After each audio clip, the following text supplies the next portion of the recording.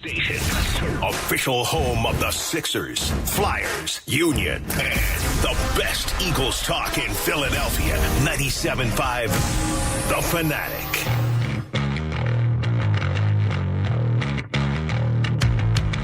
Well, that freaking sucked. I'm Andrew Salchun. It's the Midday Show, 97.5 The Fanatic. And the narrative of the Philadelphia Eagles has officially changed. The Philadelphia Eagles are no longer the best team in football. And again, forget record. You know, I know for a while they were the best team in football just based off of the record. But in terms of eye test, they were the best team in football. Because I've been saying this analogy for, I don't know, maybe 2-3 months. The Eagles were amongst all teams in the NFL. Well, that's changed. One of the things that we've talked about a lot that I have not agreed with, I've been saying this for a couple of weeks now, but there was, I believe, an idea among many Eagles fans that, quote, well, they haven't played their best game yet. Look at this record. They haven't played their best game yet. Just wait until they do. I've been saying this for a few weeks now, even after they won. Like, you got to get that out of your head because 10 weeks in, 11 weeks in, 12 weeks in, now 13 weeks in, I don't think things are just going to end up getting better. You kind of have to throw that out of the window. Now, does that mean they can't overcome their flaws with the talent on their team? Of course not. But on a day like today, I'm keeping it in the here and now, right? Like I'm not talking playoffs. I'm not talking about whether or not they can turn things around come playoff time and use the talent that they have and, maybe unleash some of the plays they may have been holding back. I'm not doing any of that kind of stuff. Today's not a day where I'm positive. I haven't given up hope that the Eagles can still do something, but today is a day where the entire narrative changes. The flaws that we have been talking about for the entire season, the middle of the field and the issues there defensively, well, it's been exposed now the last 2 weeks. The concerns about the secondary, a older Kevin Byard, an older Darius Slay, an older James Bradbury, and relying on Reed Blankenship to be your best safety has become a bit of an issue for this team. Relying on the pass rush to make all those guys better and defense and offense is just getting the ball out quicker, or now in a game like yesterday where you didn't have to do that because the defense just looks gassed at this point, those flaws are sticking out in neon. Today's a day to hear your reaction. Today's a day to really break down another awful loss for the Philadelphia Eagles. And it's a game that's going to lead us, all of us and myself, to question players, to question coaches, and to question the culture of the Eagles. We've been talking about the Philadelphia Eagles as the gold standard for a long time, and they still are. Look, they're 10-3. Since 2000, they've been one of the better franchises in the entire NFL. Success in terms of playoff runs, success in terms of double-digit win seasons. They have been one of the more successful franchises since 2000, and a lot of that had to do with culture. Well, now all of a sudden you go into a game like last night and you're going, all right, let's see what this team is actually made of. We talked about this on Friday. I brought up whether or not this team can respond after a loss like that, and we would really find out last night. And how they responded was getting beat up 33-13, scoring 0 points in the first quarter, scoring 2 field goals, 2 long Jake Elliott field goals in the second quarter. In the third quarter, they kind of responded defensively, and then they get shut out in the fourth quarter. And then there's I'll say it, ridiculous stuff that Darius Slay's doing. Darius Slay, after getting destroyed by the 49ers, the Eagles give up 42.6 straight drives. They give up touchdowns against the 49ers. And I got to hear Darius Slay talking about how he played well. There's this guy, Seth Joyner. This guy? You mean Eagles Hall of Famer, Seth Joyner? Like, come on, dude. He's going out there, this guy, Seth Joyner, whoever he is, talking about how I didn't tackle well. I actually led the team in tackles. I actually played well. Your team, and that's what it comes down to. The NFL, football, is the biggest team sport out of all of them. It's not one-on-one isolation basketball. It's not how one swing of the bat could change the entire complexion of a game. One big goal in hockey, even though hockey's more of a team too. But football is the ultimate team sport. And to sit there and say, oh, I played well, that's nonsense. And then for you to go out there yesterday and not look good and immediately go to Twitter after the game ends to retweet a tweet complaining about refs, like, come on, bro. And it pains me to say because I like Darius Slay. I'm one of the, I guess, defenders of Darius Slay in this city, or one of the last remaining defenders, because I remember last year he actually had a very, very good season, but per Pro Football Focus, he didn't. And then he had a bad game in the Super Bowl, and then the narrative changed on Darius Slay. Well, you know what, dude? This year, you haven't been great. You haven't been making many plays since week 1 when he had a pick 6 against the Patriots. Is that scheme? I don't know. But for you to come out there after a 6 straight touchdown, drive game against the 49ers and complain about what people are saying about you and say I actually played well, and then for you to go out there and retweet stuff right after the game, that's ridiculous to me. You can't look as bad as you did just last week and come out and lay egg like that. Not do anything offensively. Get gashed defensively. And here's the deal. I wonder if there's somebody in the car right now going, well, I mean, this guy on the radio reacting this way. Well, it's not just me. I want you to take a listen to this. I got 2 bits of audio for you in the first segment. But listen to Fletcher Cox, right? So we talk about how this team can respond after a down they took against San Francisco. And I did believe, even if it wasn't a victory but a close game, I believed that the veterans in this locker room of Fletcher Cox and Brandon Graham and Jason Kelsey and Lane Johnson, the guys that have been here. I know guys like Darius Slay and James Bradbury are veterans in the NFL. Darius Slay is a captain, but I'm talking about the 4 guys that have been here. And then I lump in Jaylen Hurts as well because the guy acts like he's like me. He's, whatever age he is, going on 60. Like I'm 29 going on 60, right? Like the way he speaks, the wisdom that he spews, right? The guy acts like he's a 10-year vet. He's only in year 4. Year 3 is a starter. Well, Fletcher Cox, after the game, had this to say about whether or not we're going to find out what this team is made of against Seattle. Hard getting our way out, so it's one of the things, man. Tough, 2 in a row. I think the biggest thing for this team now is, really find out who the dudes are. And that's always the case. I've been part of teams where the dudes in the locker room do something about it, and I've been a part of the team teams where it kind of crumbles. But now it's time to see the real leadership, the real players, the guys that's elite on this team, myself included, step up and do something about it. Get this team another win.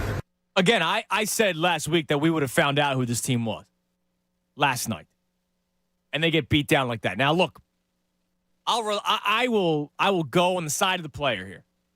Fletcher Cox thinks it's this week. Okay. One of the things in that clip you didn't hear was that I do believe, though. Just, all right, this is the week that we have to respond. And he talked about he's been on teams that have responded well, and he's been on teams that have crumbled. Which team is this? I really hope it's not the latter. I really hope it's not the team that crumbles. You can't lay an egg like last night after the way you played against the 49ers. You better freaking respond this weekend or you are in major, major, major, major trouble. And another thing. Hey, Nick Serianni, we got to talk about you as well. Offensive coach. Another week where the offense did pretty much nothing. I know there were 2 potential touchdown passes dropped, and that could have changed the narrative of the game because this was supposed to be a shootout. You scored 2 touchdowns, all of a sudden, you have 27 points. You also only got 2 field goals in the first half. So I can't also just do the whole, they dropped touchdown passes. They didn't finish drives once again. Now, here's another thing I want to play for you. And it's something... Sometimes I feel like they don't realize exactly what's going on. And sometimes I think they say things just to say them, or maybe they just don't realize exactly what's going on. Take a listen to what Nick Serianni said about not starting fast enough yesterday. I don't think it carried over from last game. This is a new game. Again, didn't start fast either side of the ball. Got down 10-0. Again, in the beginning stages, we're not coaching well enough. We're not playing well enough. And that's my job as the head coach to make sure that we start fast. So I'm not doing a good enough job. So he talks about not starting fast in back-to-back weeks. Bro, your offense, because it's Nick Sirianni's offense. I know Brian Johnson's the play caller, and we have problems with him, but it's Nick Sirianni's offense. The vaunted Eagles offense with Jaylen Hurts, the incredible offensive line, A.J. Brown, Devontae Smith. I know you just got Dallas Goedert back yesterday. DeAndre Swift. A lot of weapons on this team. Your offense, Nick, has not scored more than 7 points in the first half since November the 5th. It's been 5 weeks. You've not scored more than 7 points. In a game last night where it's supposed to be a shootout, you scored 6. That's 5 games ago. I know you won 3 of them. I know you're 3-2 in that stretch of 5 games where you haven't scored more than 7 points. But we talked about it last week. Whether or not being down at halftime is sustainable and coming back and winning. Yeah, you did it against the Chiefs. You did it against the Bills. It was fantastic. You've now seen the last 2 weeks that you can't always play from behind. You can't play from behind against some of the better teams in the NFL. And last night was one of the better teams in the NFL. And the previous week is probably right now the best team in the NFL in the San Francisco 49ers. The number to climb in, 610-632-0975. Look, this is a day where I completely react, and you completely react. I'm not done yet, right? There's a million things to talk about after yesterday's game. I don't necessarily have a question for today. Right? Like I heard the morning show talking about, are you in or are you out? Like I get there, okay? And I'm going to respond to that question later on the show. Today's a day full of reaction. What you saw yesterday. It's another step in the direction of, is this team fraudulent? And I saw that yesterday on social media. I hated hearing it after a loss to the 49ers, but now back-to-back weeks, to me, maybe this is a conversation about culture. You needed to respond yesterday with a far better effort. And you go down to Dallas and put up that kind of a performance, that's going to lead a lot of people to question not just the talent of this team, but also the leadership of this team, coaches and players. Last night was another embarrassment, back-to-back weeks.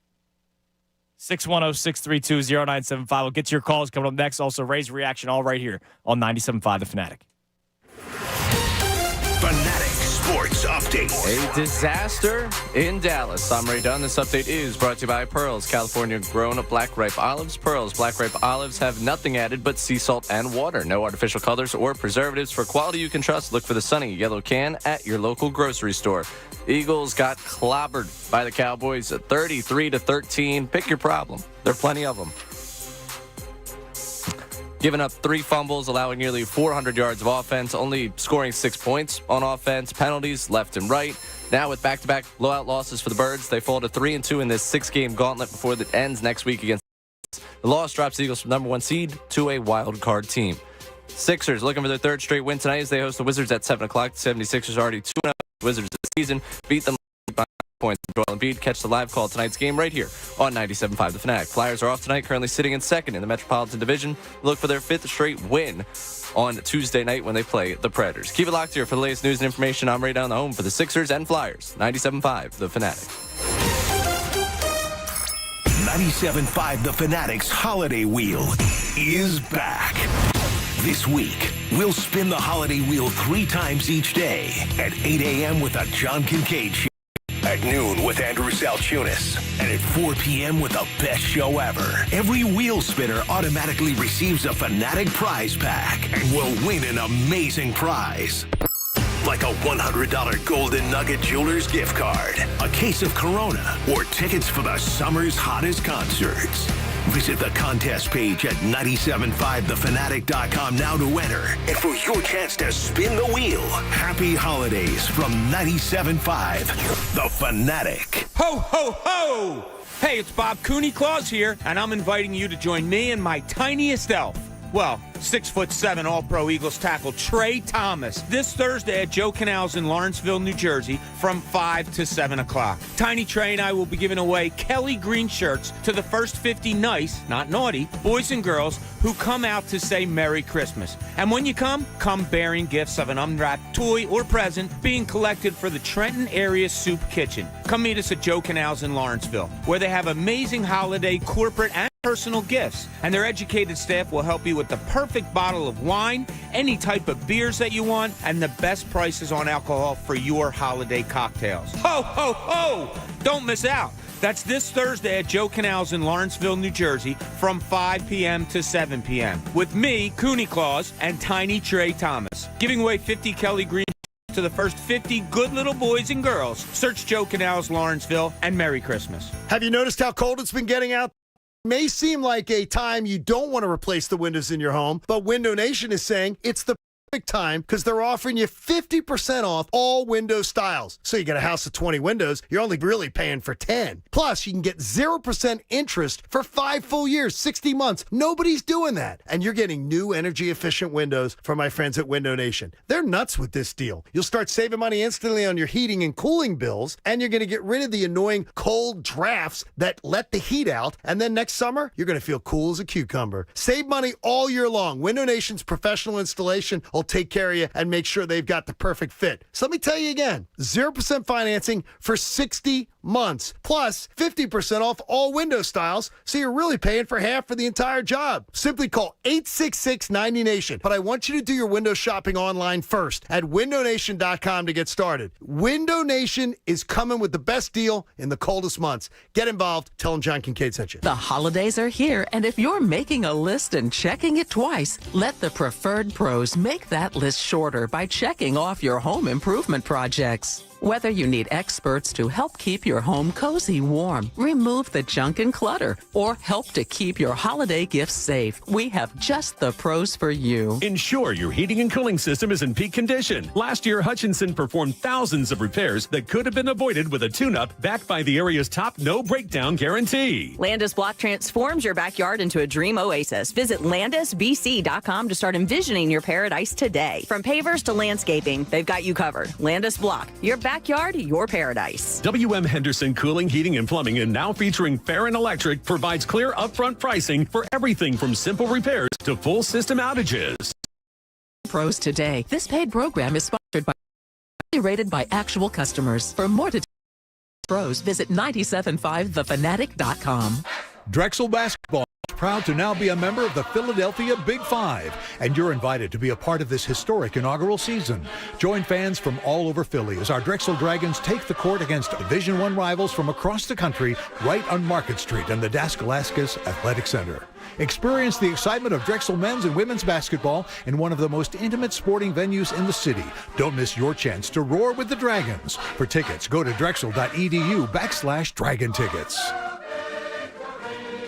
This is Scott Trout of Cordell & Cordell. If you're a dad who is facing divorce, there are extra layers of stress that may include stereotypes and assumptions. No two situations are the same. Our legal experience and dedication prepare us for whatever legal challenges we face together. For more than 30 years, Cordell & Cordell has represented men in divorce. Offices in Philadelphia, Radnor, and Allentown, Pennsylvania, and Mount Laurel, New Jersey. Scott Trout, licensed in Missouri, Illinois, and Georgia only. Michelle Ferrari, licensed in New Jersey and Pennsylvania. Online at CordellCordell.com.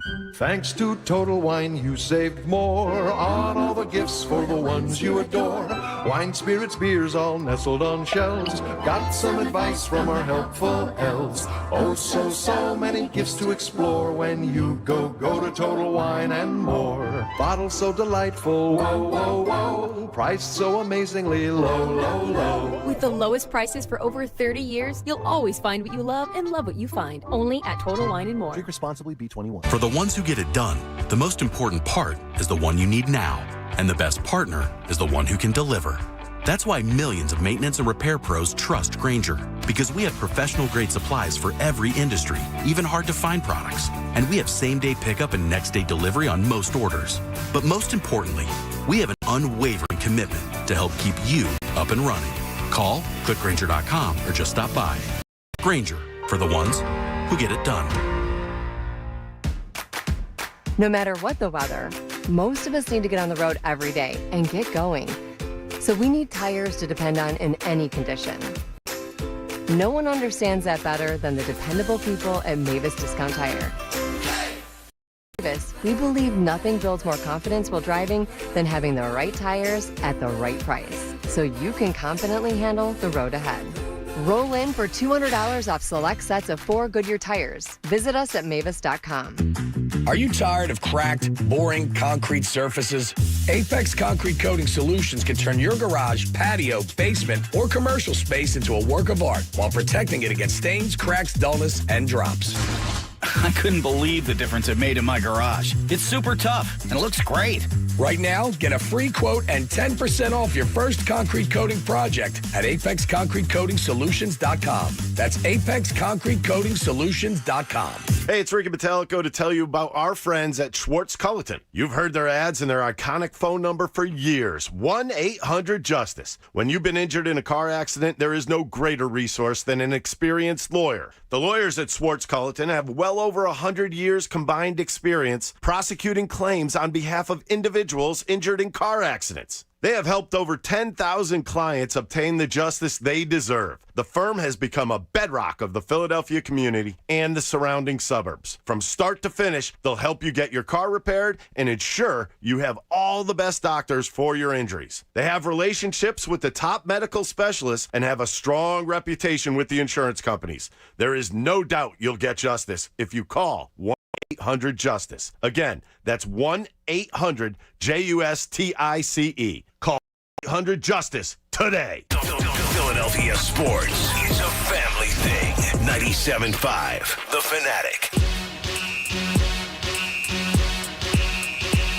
1021, 97.5, The Fanatic. I'm Andrew Salchunas, and this update is brought to you. Jesus, this update, man.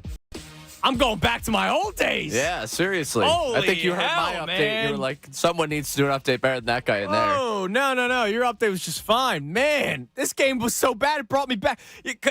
Hand to God. You want to know what this game reminded me of? Hold on, I got to find the season. It might have been the 2020 year. What was the year they were 5-7 and had the run and went 9 and 2019. That was 2019. You know what last night reminded me of? And I'm not joking. I wrote it down in my notebook last night. And that's probably what, I'm having flashbacks. I'm back to 2019 doing updates, right? The Eagles lost to the Minnesota Vikings 38-20 and fell to 3-3. And we all started questioning the team. And then Doug Peterson did the whole, we're going to go down to Dallas and we're going to beat the Cowboys, right? And it was like a rallying cry. And then they got spanked 37-10. And that's what, I'm not joking. That's what I thought about last night was, oh my God, it's kind of like that where you had expectations of this team, and they lost very poorly to a good Vikings team at the time, right? And then the next week, you played the Cowboys, and you could have bounced back. Once again, in Dallas, you could have showed what this team was made of, and they lost. Now, fortunately, later that year, they won 4 straight games and got into the playoffs. And the Eagles could win 4 straight games to close out the season, which they're going to make the playoffs, right? Man, sorry. 2019 Andrew came out of me. It's okay. So, Football Monday on The Fanatic, presented by Pierce Phelps Bryant Heating and Air Conditioning. NoPayBryant.com for flexible spending options on a new heating and cooling system. And also the 10 o'clock hours brought to us by Window Nation. Take advantage of Window Nation's 50% off sale on all style windows, plus make no down payment with no payments and no interest for 12 full months. Call 866-90-NATION or visit windownation.com. We have 2 open lines. You can climb in at 610-632-0975 as we react to last night's terrible loss by the Eagles. And, accountability is a big word that's being used. I look at the culture of this team right now, the makeup of this team. Last night was a game where you were supposed to respond. I'm not saying respond with a 42-19 of your own after getting blown out by the 49ers, but to go out there and look like you were a team that's made of something. A team that's made to make a long run in the playoffs. And instead, you go out there and lay that egg? Now, real quick, talk about the quarterback, because that's always a big conversation, Jaylen Hurts. I know Jaylen Hurts had the bad fumble. Jaylen Hurts yesterday, 18-27, 197 yards. Last night's game was supposed to be a shootout. Last night's game was supposed to be Jaylen Hurts versus Dak Prescott. I talked myself into the Eagles winning because Hurts more than Dak Prescott. Jaylen Hurts wasn't the reason why they lost that game. Let me make that perfectly clear. I got a tweet yesterday by somebody who said Jaylen Hurts' contract, worst contract in the history of the NFL, like all this kind of stuff. The fumble was terrible, right? That can't happen. That, again, changes the momentum of the game. But the numbers of 18-27, 197 yards, that changes if Devontae Smith hauls in that touchdown pass. It changes if A.J. Brown hauls that pass in, which probably eventually leads to a tush-push touchdown. Like, a lot of things change. But I got to admit something to you. Last night, press conference, I turned it off. I couldn't handle the deep thoughts. I couldn't handle the standard is the standard. I don't even know what he said. I'll be honest. He may have used the cliches. He may have not. He was on the podium for about 3 or 4 minutes, 3 or 4 seconds, and I was like, I can't do this. I can't hear, losing sometimes makes you better. Like, couldn't do that last night. He probably didn't want to speak, right? If we're being honest, no player wants to talk after a loss. I couldn't do it, and I can't get to playing into the sound today. I'll play Nick Serianni. We played the Fletcher Cox sound. I can't do the Jaylen Hurts, like, don't worry, they're the standard's the standard. We're not playing at the standard. I can't do that today. All right, Ray, you were down in the dumps going into the game. You've been down in the dumps looking at the next 2 weeks. Obviously, the Cowboys game last night and Seattle. I'm sure yesterday didn't help you at all. I'm pretty sure, if I can quote you correctly without looking at my phone, you texted me last night that the Eagles broke you? Yes, that would be it. Yeah, broke. I believe I also used the phrase canceled this morning. Yeah, all together. There's no ruin the way I feel about this team like what they did out there on Sunday. And I kept going back to the feed into you that they were soft. That was like immediately, and I'm not going to sweeping general, they're soft, but there's now more evidence to suggest that this team's not built the way we thought they were. Yeah, so in case you missed it last week, we had a caller call in. We had a conversation on Thursday, I believe it was, about the identity of the Philadelphia Eagles. Who are the Philadelphia Eagles? And there was a guy that tweeted in that maybe the Eagles were a little soft. And the reason why I said that was when the 49ers came out of the tunnel and the Eagles were doing the DB drills and the 49ers walked right past them, the Eagles players were like, whoa, what are you guys doing? Like, there was no fight back. You watched the Niners game yesterday, the Seattle Seahawks. There was literally a fight on the field. Right? The only fight on the Eagles game last week was Dom with Greenlaw. Like, that was the only fight last week. One of your own players got suplex on the ground, and Dom's the only guy that's getting in the face of Greenlaw. Nobody on the Eagles. The weird A.J. Brown, like, buddy with Deebo Samuel. Obviously yesterday he was a fierce competitor on the field against Stephon Gilmore, but the whole, we'll show them next week. I don't know if they're soft, but there's questions now about the makeup of this group. There is. There's a legitimate question. And Fletcher Cox is questioning it. And that's something, so yesterday because I did the 6 days of sorrow following the 49ers game. Right. So yesterday when I came on the air, I just wanted one reason to be confident. And the reason everyone kept coming back to was, this is a resilient group. Outside of the return of Cunningham, resilient group. This group is tough. I can't imagine with the leadership on this team, they let them play 2 terrible games in a row. Well, guess what? They played 2 terrible games in a row. And I didn't expect that going in. I thought it'd be a close game again. I didn't know if they'd go down there and win it because I really respect that Cowboys team. But the fact they laid 2 eggs in a row. And now, by the way, you got to go across the country to Seattle. And we're not even going to start getting in. We got plenty of time to talk about that game. Time, but it was part of the reason why I didn't feel great. And now it's like the sum of all my fears of what could happen with this group, because you laid an egg against the 49ers. You had a chance to at least bounce back and look respectable against the Cowboys in Dallas, and you looked far from respectable. You looked far from a contender. You put yourself on fraud watch last night. Yeah, Bleed Green checks in. Now, if you could effort this, I would appreciate it, Ray. But he said, play DeMarcus Lawrence's post-game interview, and you will know everything you want to know about this current Eagles team. So I just looked up DeMarcus Lawrence on social media, and there is a quote from him. And you want to talk about mentality of the team, toughness, softness, whatever. One of his quotes from last night: you hit a mother bleeper in the face over and over and over and over again until they quit. And when they quit, you hit them again and again and again. Now, look, it's easy to say that kind of stuff after a win, right? Like, it is. But it shows you that there's a mentality with that Cowboys defense.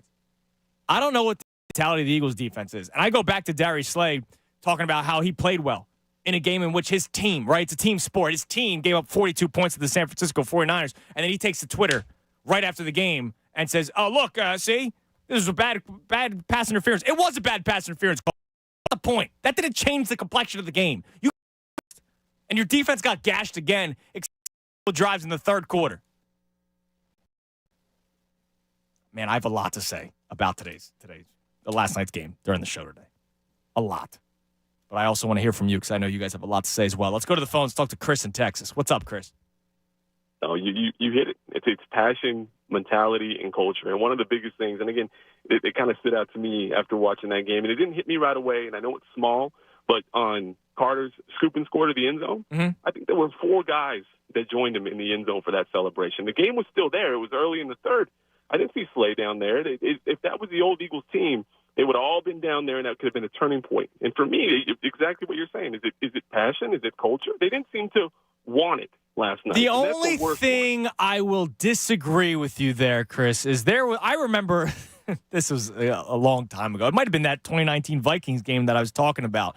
There was like a fumble recovery by somebody random on the Eagles, and the whole team did they posed in front of the camera, and they were down 3 scores.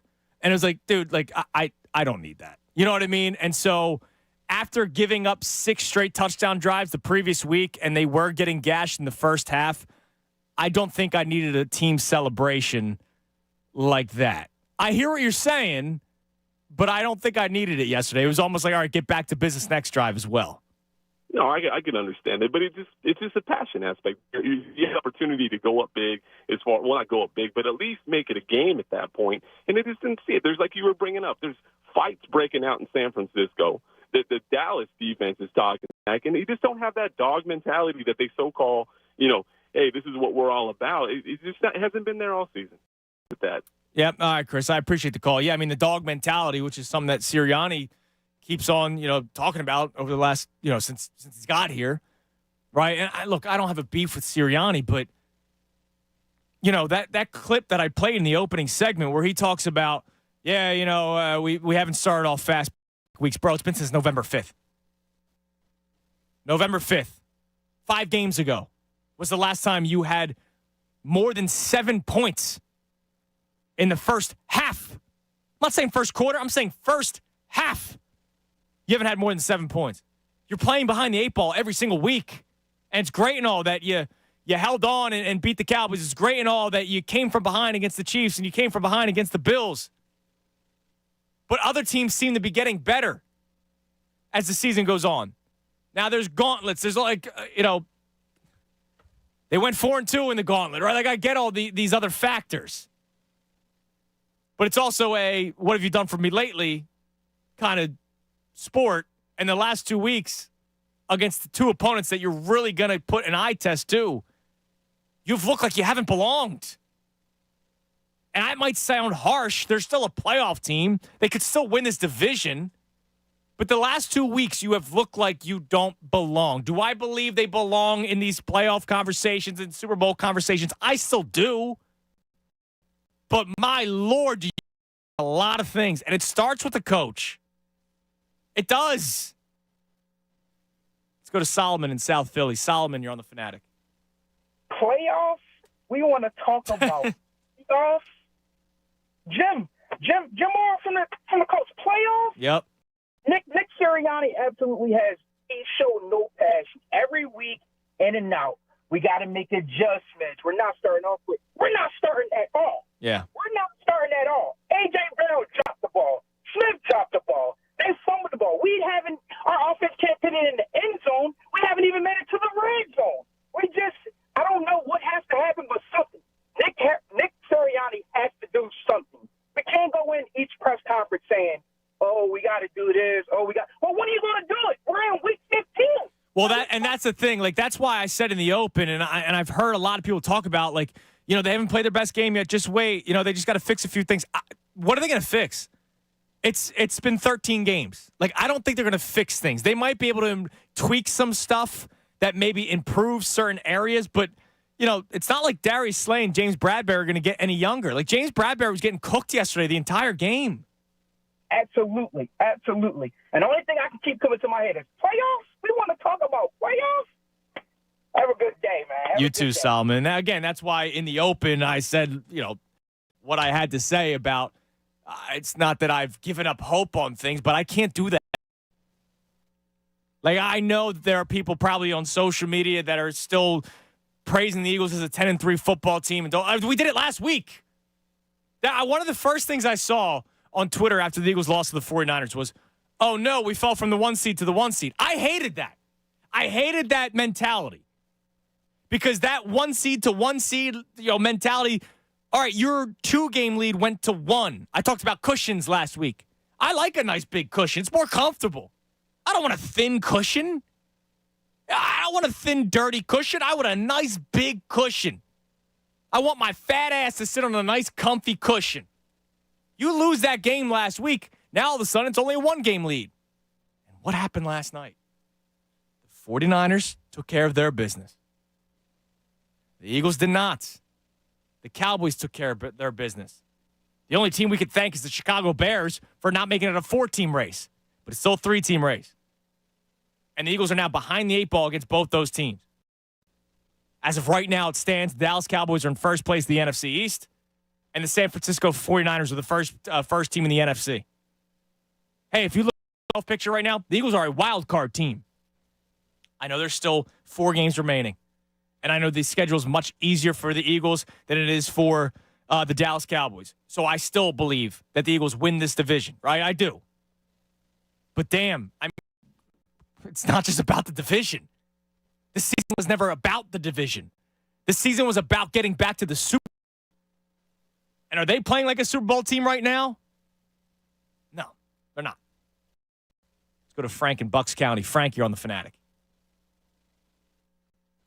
Yo, Frank. Hello. Hello. Yeah. Hey. What's up? So I want to call about our quarterback, who I do love and I am a huge fan of. But I'm getting a little bit tired of the no urgency. It feels like there's no urgency on the field. After every play, after he sits down, we have these big turnovers that are just backbreaking. And, it's like he's like a robot. And if you're not leading on the field because things aren't going your way, there's other ways to lead. And I just think about Dan Marino going back to the Super Bowl in his rookie year, never went back again. And I just think if we didn't have the brotherly shove, we'd probably be a 500 team, honestly. That's a couple yards a game. Yeah, well, they're big plays. It allows them to play small ball. We do it sometimes 2 plays in a row. And yeah. I don't think the tush push has made them 10-3. Now look, to Hurts, Frank, there is different ways to lead. Right? We have seen A.J. Brown have outbursts on the sideline, and Jaylen Hurts has been as cool as a cucumber, right? And I think a lot of people celebrated that. I want him throwing a tablet. Like, you know what I mean? Like, I don't think him throwing a tablet, but it just seems like, I know there's like no emotion. And I get he's trying to, I keep it all in, the standard, all this stuff, but there has to be something more, because if you're not playing, you got to lift up. So if you're just. Yeah, but man, when they were winning games, he also overly happy and excited. Like, he wasn't showing much emotion when they were winning games, and he was throwing for 300 yards either, right? So it's like, I don't know, how many 300-yard games do you have? Okay, when he was throwing for 250 and 3 touchdowns and rushing for 60 yards. What I'm saying is, even when things were going well, it's not like he was showing all that much emotion, right? So I think that's just who he is. Yeah, well, I think that's who he is. But, what can we do? When they're talking to the game last night, there's no motion still. It's like we get up there, it runs down to almost a few seconds left on the clock. Times I see them, and I'm like, there's like nobody moving around. They're just sitting there. I'm waiting to see them get the ball. Yeah, and I've been talking about that since the Miami game. I hate it. And thanks for the call, frankly. I brought it up. I brought it up on the pregame show yesterday, too. Once again, I will say I like Nick Serianni. But Serianni, scoffed before the Dolphins game when somebody asked him about the Dolphins and their historic pre-snap motion. And you guys are at the bottom third of the league. And well, we don't motion, just the motion. Okay, let me bring this up. I was going to get into this later on. You know what? Hold that thought. I'm going to complain about the offense yesterday. Shocker, right? And it also involves a tush push a little bit. Not that I have a problem with the tush push. But little things that you watch from the Cowboys offense versus little things, well, big things at this point, they see from the Eagles offense, okay? I'll just talk about it. Here's what pissed me off. One of many things yesterday. I'm on one today. All right, I texted Ray. I'm all beamed up. I had 3 cups of coffee before I came in. I'm on cup number 4. All right, I'm fired up today. There's just zero creativity with the Eagles offense. None. So to the caller's point about the tush push, I know the tush push hasn't made them 10-3. Yesterday, the Dallas Cowboys, Dak Prescott sneaks for a couple of first downs, right? Then there's a 3rd and 1. They run a reverse to Turpin. 21 yards. All right. Hey, getting the first down, 3rd and 1's great. You move up from the 30-yard line to the 32. That's awesome. That's great. You get 21 yards on a play. Why can't the Eagles do that? You have freaking Quez Watkins, who's supposed to be fast. Now, I know the guy, it seems like he doesn't belong in the NFL field anymore. But, like, there's no gadgets. There's no pre-snap motion. There's none of that. It's not a creative offense. I saw a clip from Derek Gunn. I love D Gunn. Derek Gunn spoke to a player who remains anonymous, of course, but D Gunn, we know, is very still in tune to the Eagles locker room. I'll tell you what he had to say next, because it's something that I've been saying for weeks, and it's something I said after they put up 38 points against the Commanders, okay? A far inferior opponent. You start playing these better teams, things start to stick out a little bit more. I'll tell you what Derek Gunn had to say, what a player said to Derek Gunn. Also, more on the defense, this conversation about fixing things, and, of course, your calls. No vault today, all right? It's a show where there's just a lot of fuel, a lot of fire, because a game like last night, I feel like a broken record. I said this basically last week. But a game like last night where you're supposed to respond after a loss to the 49ers in Dallas against an opponent that's fighting for the division lead, and you lay an egg like that, there's a lot to discuss. All right here on 97.5 The Fanatic.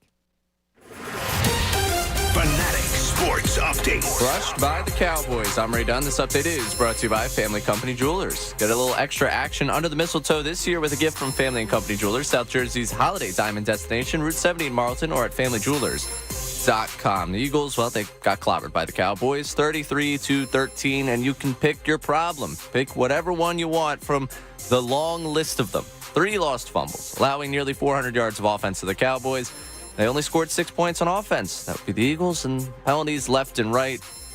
Game went just about as bad as you could expect it. Now with back-to-back blowout losses for the Birds, they fall to 3-2 in this 6-game gauntlet that we've been talking up all season long. Game is in Seattle against the Seahawks. The loss also drops the Eagles from the number 1 to a wild card team. And now they're looking up in the NFC standings at the Dallas Cowboys as the Eagles, Cowboys, and 49ers all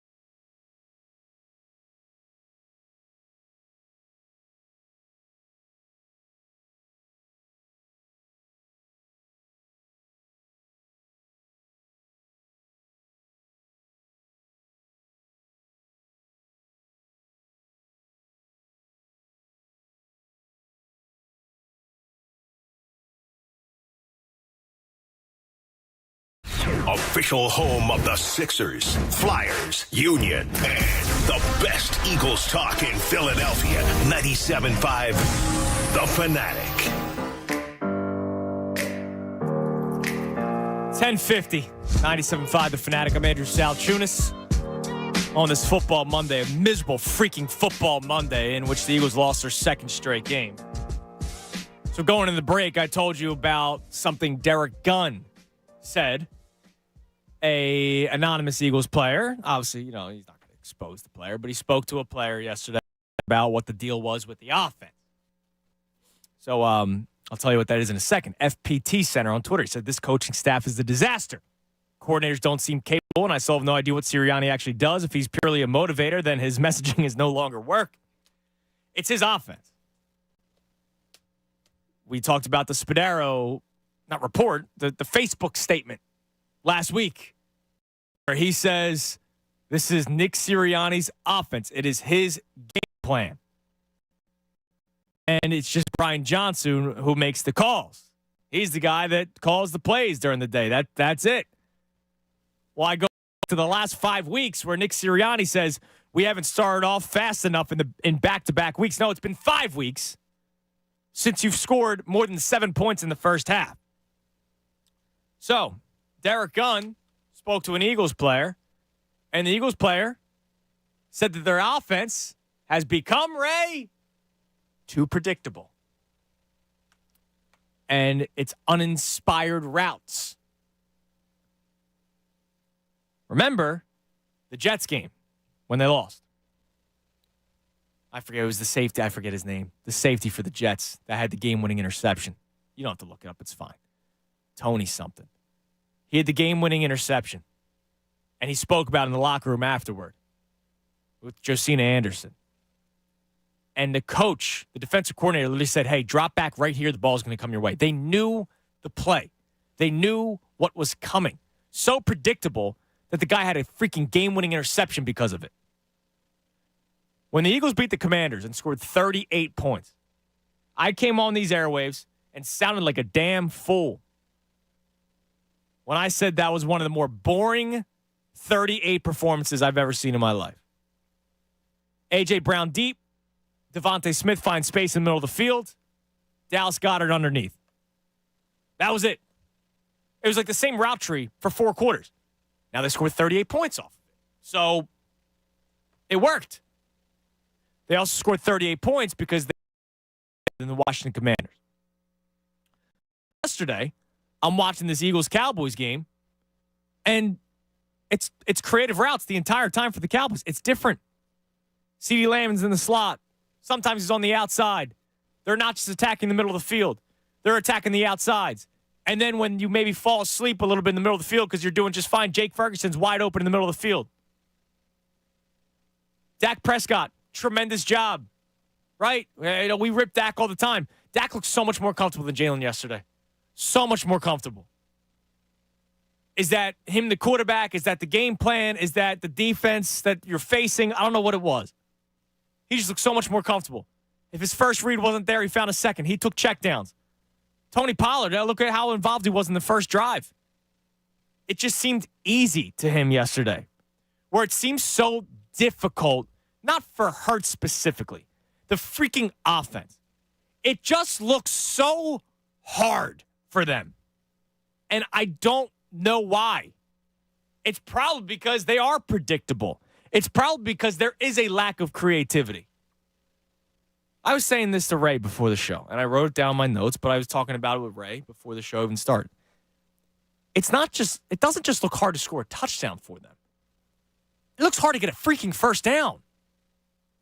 We had our caller earlier today, and I don't think the tush push is why they're 10-3, but to his point, man, if you don't have a 3rd and 1, it seems like you're not getting a first down.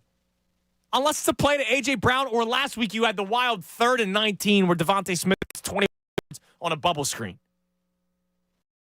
Now, I like that you throw to your best player on 3rd down, but if he's getting locked up like he was a lot, there's no offense. So it just seems like it's freaking hard just to get a first down for this team sometimes. And you're not the New York Jets. You're the Philadelphia Eagles. You have Jaylen Hurts. You have A.J. Brown. You have Devontae Smith. You have Dallas Goedert. Early in the game, you're actually running the ball well. And then the fumble happens, and they go away from it until the second half starts. And they actually run the football well, but you're losing, so now you have to start throwing the football. It just looks so difficult for this offense to actually get moving. They had a drive yesterday where they ended up getting into the end zone. And I was exhausted watching it. I was exhausted watching Jaylen Hurts execute down the field because it was second and longs, third and longs. Oh, man, one more incompletion here, and you got to punt. But they kept getting first downs, which is great. But, man, like, do you see momentum on this offense? Like, I don't want to have to the old basketball narrative. You don't want to live and die by the three. I don't want to have to live and die by completing 3rd and 6s, converting on 3rd and 7, converting on 3rd and 8. That's why the Eagles ended up beating the Bills. The Bills were converting on those 3rd and 7s, and then eventually they weren't. And the Eagles made their way back. Second and longs every single play, it seems like, or every single drive. It just looks so freaking difficult for them. Let's go to Carlos in Edville. Never heard of it. What's up, Carlos? Hey, how you doing? How you doing, I man? think good. I think as Eagles fans, Phillies fans, Sixers fans, we tend to be very, very passionate, and that's great. Mm-hmm.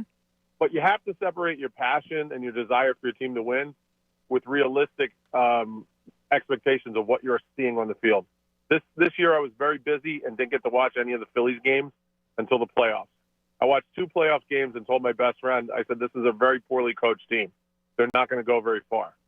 They don't do the things they need to do to execute, and if they only win if they only hit home runs. And that's exactly what happened with that team. If you watch the Eagles the entire year this year, they've had moments and glimpses of excellence, but they've been very few and far between. Overall, they played very poorly. And I think it all goes back to the same thing I've said all along. Nick Serianni's a great cheerleader. I don't think he's a great coach. Well, hold on. Let me just make this point because it is something we have talked about the flaws of the Eagles, but the entire league, it's actually been a pretty down year for the league. Now, the biggest problem, Carlos, to your point is it looks like the 49ers have kicked it into another gear. It looks like the Cowboys have kicked it into another gear. A couple of weeks ago, we had the conversation of whether or not there is another gear for the Eagles. I didn't think there was, but I thought maybe that gear was still good enough. And clearly you've seen in the last 2 weeks where the 49ers have kicked it up a notch and the Cowboys have kicked it up a notch, and it's not even close. I don't think it's a lack of talent. I really – No, they have talent. It's a lack of coaching. I really believe this. We got outcoached in the Super Bowl. That's why we lost. We got outcoached in the second half. There's no doubt about it. And I don't like Andy Reid. Never have liked him. But I mean, look, he's a Hall of Fame head coach. You know. Yeah, great. His staff outcoached us in the second half. We're getting outcoached, and predictability is exactly right. I'm calling every quarterback draw play. I'm like, oh, they're going to quarterback draw. And sure enough, it's a quarterback draw. When it succeeds, it's great. But when it doesn't, and the other team knows it, if I'm sitting there as a casual fan, I'm not a casual fan, but I'm a serious fan. But if I'm sitting there and I can predict what's happening, you can't tell me that the other team a defensive coordinator, right? Yeah, right, exactly. They're breaking it down. They're getting paid to break down the probabilities. They're predicting it as well. So it is predictability, and that goes back to coaching. Yeah, and the problem is it's now all of a sudden it's leaking out where a player's saying that to a reporter. And thanks for the call, Carlos. And it goes back to that Jets game. And look, I know they've only lost twice since then. But it goes back to that Jets game where the Tony Adams, I think his name was, right? The safety for the Jets. I said don't bother looking it up, but I remember it now. He straight up said, yeah, the coach told me exactly where to stand on that play. And the ball's going to come your way. They knew the play that was coming because they had to play earlier in the game, which is what they do a lot. Sometimes they reverse the field. Like, it just seems like we've made the joke, right? You keep on saying the whole you're on the recent plays sheet on Madden. Kind of feels that way at times. Now, yesterday you had a couple of wrinkles, right? You had some double moves with Devontae Smith, one of which was down the sideline. It just didn't work out. The other one was the touchdown pass that was dropped, slightly overthrown, whatever you want to call it, but the play was there. I said this also in the pregame show. We got into the conversation about the offense. Yesterday, as you can imagine, was a big offensive pregame show because yesterday was supposed to be an offensive battle. And you and I talked about this last week as well, whether or not they're saving things for the playoffs. Well, I thought last night was a game where you couldn't do that anymore because if you had lost, obviously the entire conversation changes and now there's chaos in the NFC.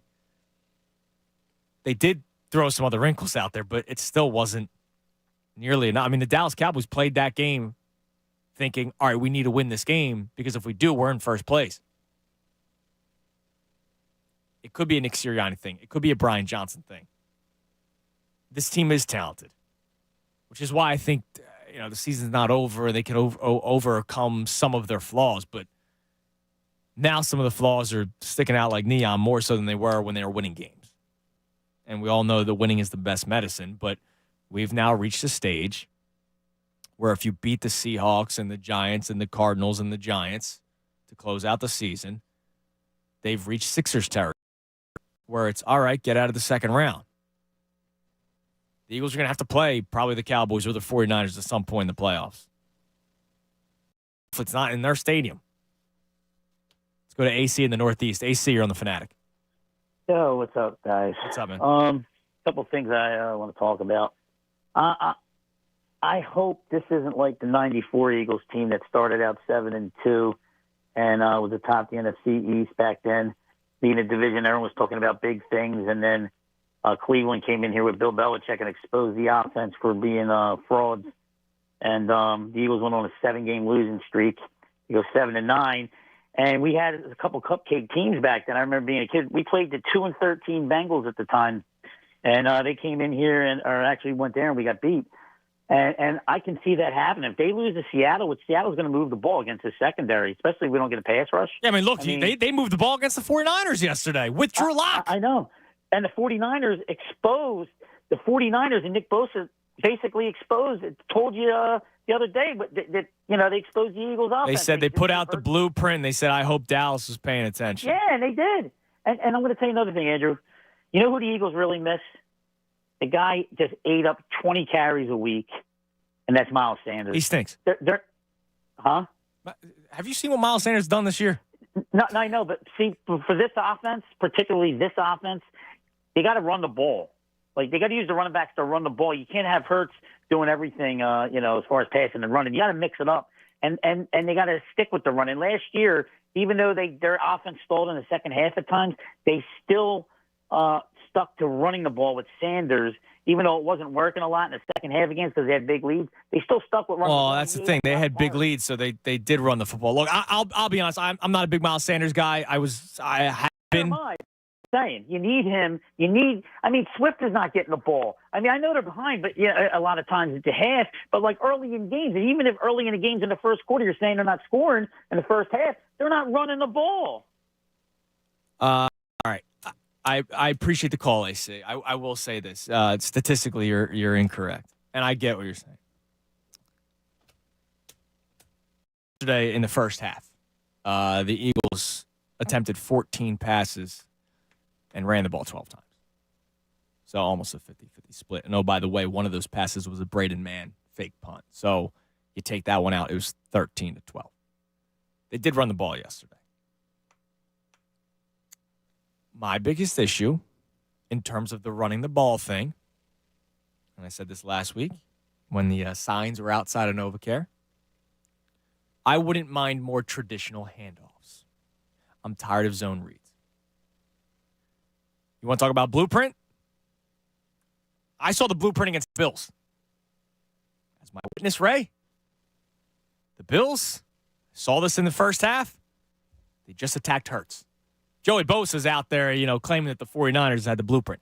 The Bills put the blueprint out there. They just went right after Hurts. Go ahead, hand that ball off. Our linebackers will make a stop. You have to have good linebackers. You can't have the Eagles linebackers. You have to have good linebackers. And if you don't hand off the football, we will be right in your face. In the second half of that game, got rid of the zone read. They just let Jaylen Hurts play traditional quarterback. They did traditional handoffs. That way you could just push, right? If you're an offensive lineman, you don't know what's going on behind you. It's just like, all right, handoff left, handoff right, handoff in between the tackles. What you saw coming out at halftime. Now, were the Cowboys maybe defending for a pass because they were up at start the second half? Could have been. But it did show that it was working in the second quarter or third quarter when it was just traditional handoffs. One of the plays last night that I once again screamed at my TV, stop with the zone read, and I know it's what worked for the Eagles last year, but that was last year. Who was it? Was it DeMarcus Lawrence? They tried. It was a 3rd and 2. They didn't do a tush push, which I thought was weird. I thought was very odd. So they did his own read. The DN didn't even go after the back. Hurts pulled, throwing off his back foot, incomplete pass, 4th down. They elected to punt. Had they just ran a traditional handoff, who knows? Maybe they get the first down.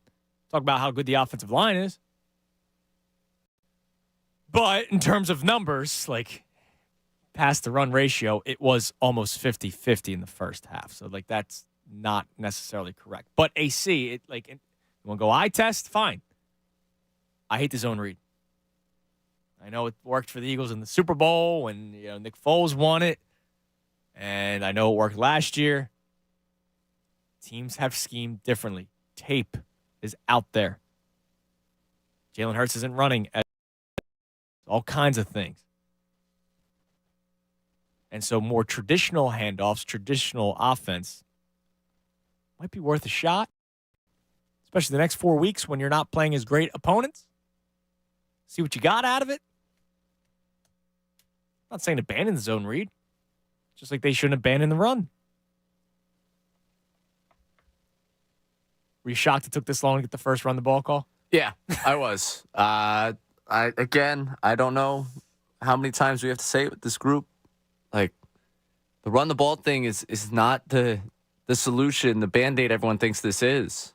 Like, ultimately, when you moved the ball in the game yesterday, you fumbled it. Like, it's not let's run the ball more. It's like maybe let's hold on to the ball more. Coming out of yesterday. I can't come out of yesterday, and I don't know what people are looking for. Because 50-50 split is basically run heavy in today's NFL. Yeah. If you're going 50-50, that's basically a run heavy offense in what you get out of today's NFL. Here's your first drive. All right. I'm thinking of some of those stories like Kemsky's last week where it was like lose, run the ball, give up 6 straight touchdowns, run the ball. Yeah. Hurts doesn't play well, run the ball. I guess that one makes sense. Your opening drive, 4-yard run, DeAndre Swift. Second play, design quarterback run, Jaylen Hurts. Third play, pass incomplete. Second play, 10-yard pass. So now it's 2-2. Pass, run to pass. It's a 2-2 ball game, right? Third play, 4-yard run, Boston Scott. Next play, pass incomplete. So it's 3-3. Then you get a 30-yard pass, which I'm sure nobody was complaining about the 30-yard. So the passing has taken 4-3. Then it was a pass with Goddard, which led to a penalty. It was the A.J. Brown offensive pass interference. Which, by the way, you want to talk about coaching? How come they can't get that right ever? It's disgraceful. It's been 3 years. It's been 3 years, dude. It's year one of Serianni. Last year, this year. They can't freaking run a pick play. Every team does it against the Eagles, no flags. And I'm not blaming the refs. I'm saying they can't do it. No, it's actually incredible how horrible they are. And Nick Sirianni's supposed to be this tactician in practice. They can't run a pick play. And then the final play was a Jaylen Hurts run, which led to a fumble. So if you take away the penalty play, the pick play, it's 4-4. So, to be clear, in that opening drive, the week where we had the people out there with the sign, 4-4, and the reason you probably don't get more of it is because you were penalized and you turned the ball over. Yes. So they were trying, when this was still a one-score game, when this was still a game, they were right there. Mm-hmm. That's what happens. And then the second drive, this was in the second quarter. Cowboys controlled the clock. 6-yard pass, so 1-0. 2-yard run, 1-1. Incomplete pass, 2-1. 4-yard run, 2-2. 9-yard pass, they're up 3-2. Incomplete, 4-2. So four passes to 2 runs. It's not just run the ball. No, it's like let's execute. Let's see this team play to its potential. And to me, it's how you run it. That's my biggest thing. If there's a run the ball sign out there, I'll put out run the ball traditionally. Because maybe that works better with the offensive line. I know this is something they used all last year, and they've been using it this year. There was one play. Go back to creativity. There was one run play last night. The Tony Pollard. It was a 3rd and 1, and it was basically a counter, but Pollard did the counter himself. They hand the ball off. He's running right. The entire defense goes that way, as they should, but it was a design run for him to then go left. Basically a counter, and he didn't just get the first down. He got a couple more yards. It's little things. I'm not saying creative triple reverse, and then it's a flea flicker, and then you pitch it in the middle of the field like the Chiefs did. Like, I'm not saying that. Little stuff, man. You get a first down. Whew, I am heated today. This is not going to end anytime soon. All right, we got more reaction. I do want to talk Hurts versus Prescott. I kind of talked about it earlier in the show, but I want to expand that a little bit as well. And, of course, your calls. We have no vault today. Obviously, we didn't do it. It would have been brought to us by Golden Nugget Jewelers, where Philly gets engaged. We have no guests today. I will let you know if there is a press conference. Usually they've been taking place during the best show ever at 3:15. It'll probably be around then as well because it was Sunday Night Football, and they're traveling back from Dallas. So probably won't hear them during the show today. If we do, we will carry it. But if not, it is your calls all day today. And me being angry right here, 97.5 The Fanatic. Fanatic Sports Update. A disaster in Dallas. I'm Ray Dunn. This update is brought to you by Lowe's. Save big every day during Lowe's 25 days of deals. Shop daily deals for the whole home. Lowe's 25 days of deals. The Eagles got crushed by the Cowboys 33.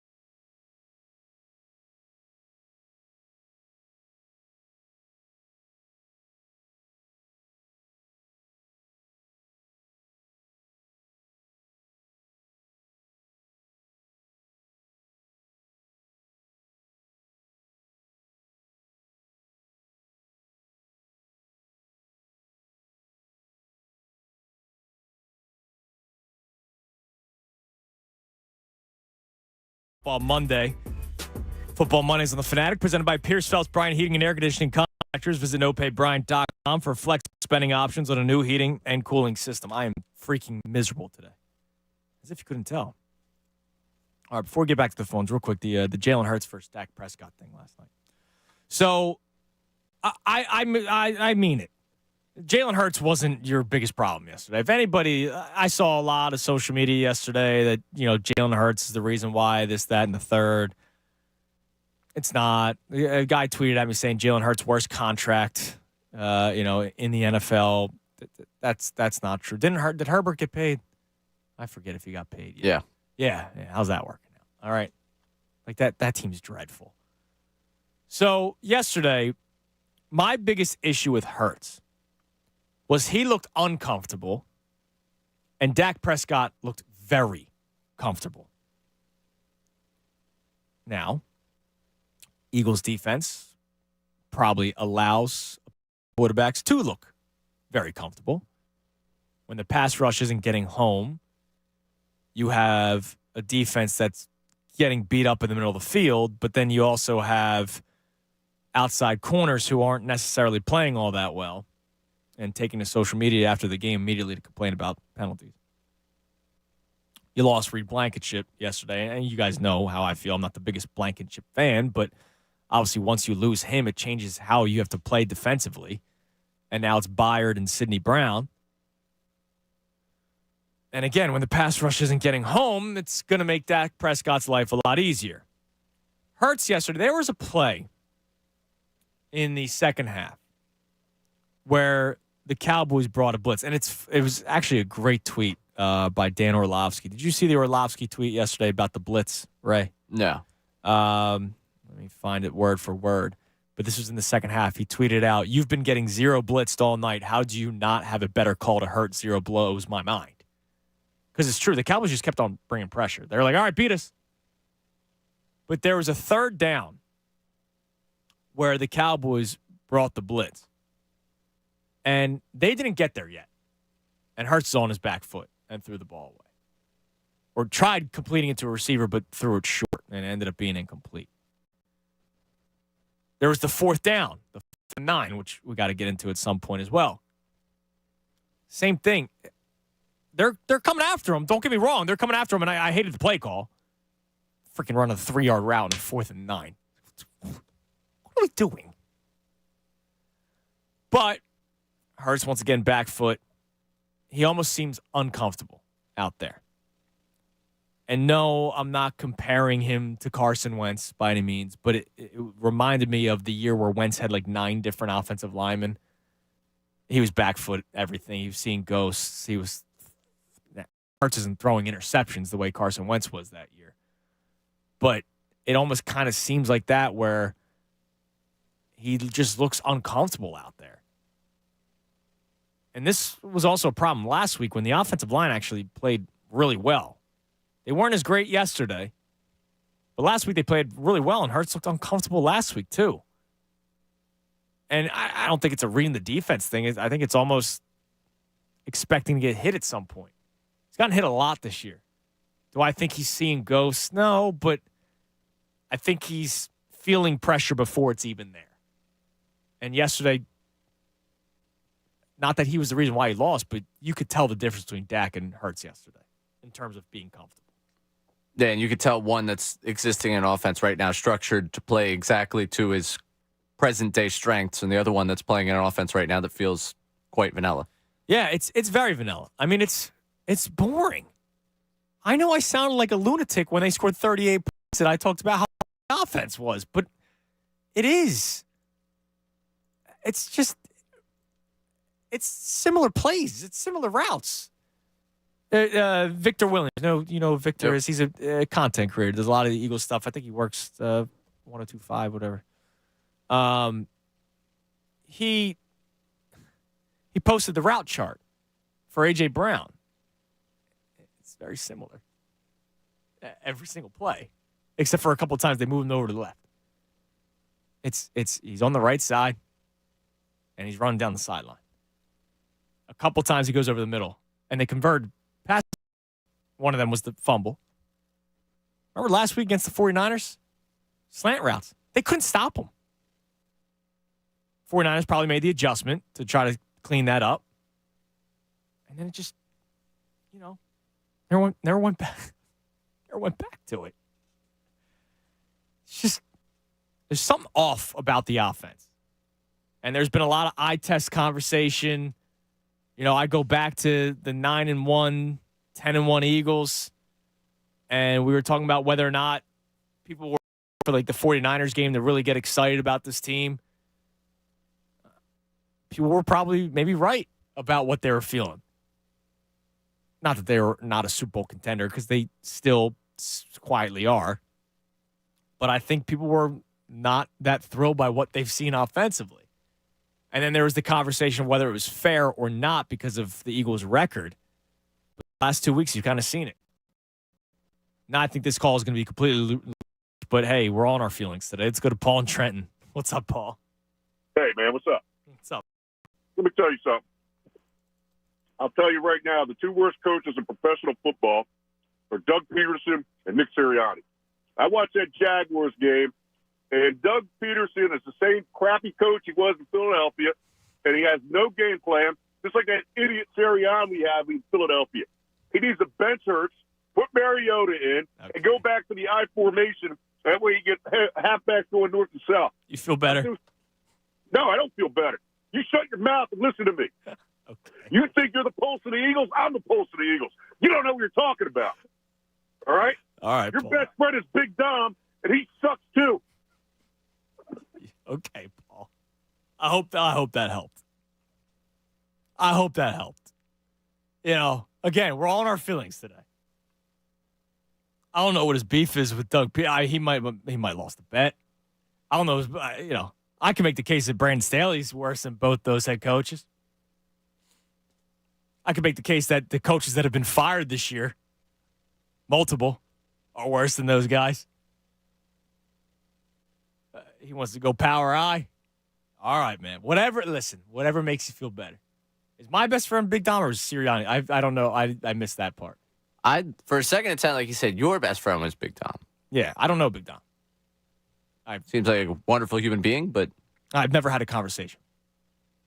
So I don't know if it was because he was complaining about Serianni. So I don't know if my best friend's Big Dom or Sirianni's best friend's Big Dom. But listen, man, whatever makes you, I'm my own pulse, by the way.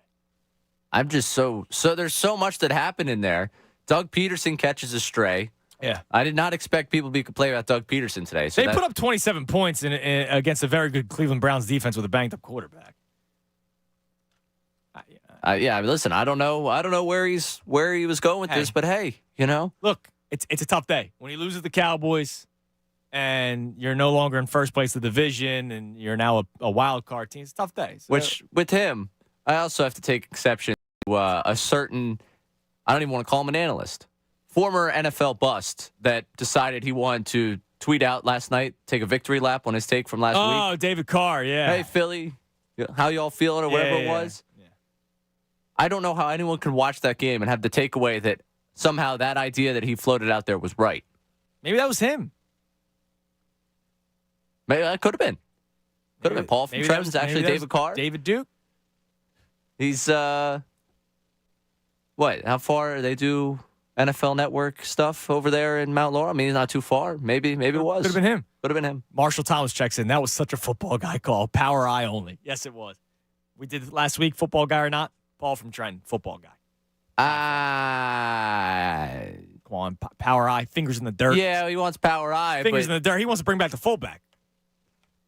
Come on, man. And again, he's if he thinks those two are the worst coaches in football, I got to question what he knows about football. Look, hey, he might know better. He might know more.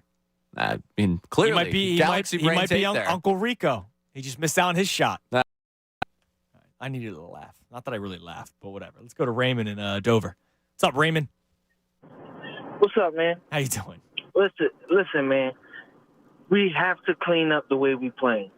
We cannot keep driving up the field and turning the ball over. We cannot keep giving up field position with dumb penalties. That Kelly Ringo penalty, are you serious? and Kelly, whatever his name is. No, that was atrocious. I mean, it was the pass interference by grabbing a face mask. Like, come on, bro. Yeah. And why is he out in the game? Like, I understand guys need a breather. Like, he goes out there for one play and is doing that? Yeah. Sit your ass back down.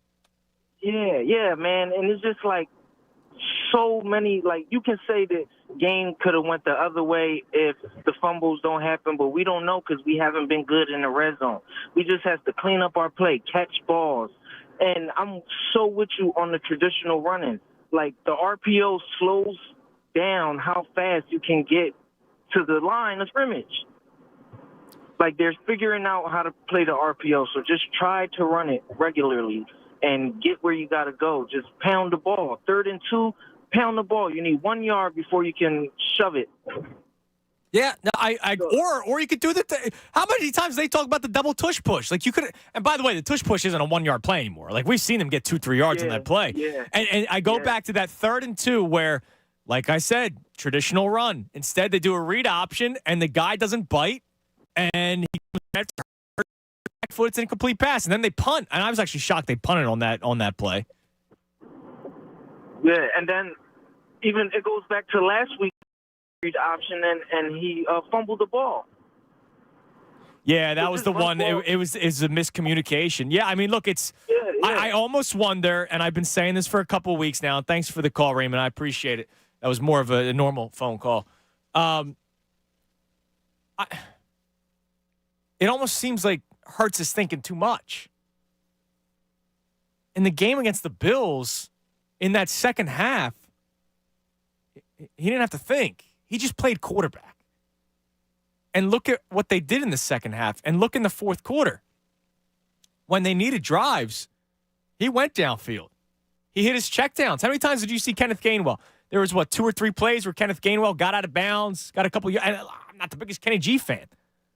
But they just ran an offense. Now, the Bills defensively were not allowing them to get the big play, so there were things open underneath. And they allowed some things in the middle of the field, even though Gainwell was actually getting out of bounds. It just almost seems like sometimes he's thinking too much, and then sometimes he's not making the right decision. There was a play a couple weeks ago. He had A.J. Brown. A.J. Brown was outside. He ran the slant route. It was the read option. He actually made the right read, but it took too long to develop that by the time he went to throw the football, the defense was there, and he had to tuck it in, and he gets sacked. But he had Brown wide open. He made the right read. It just took too long to develop.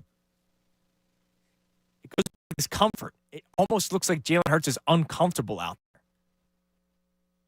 And I wonder if sometimes they're just putting too much on his plate.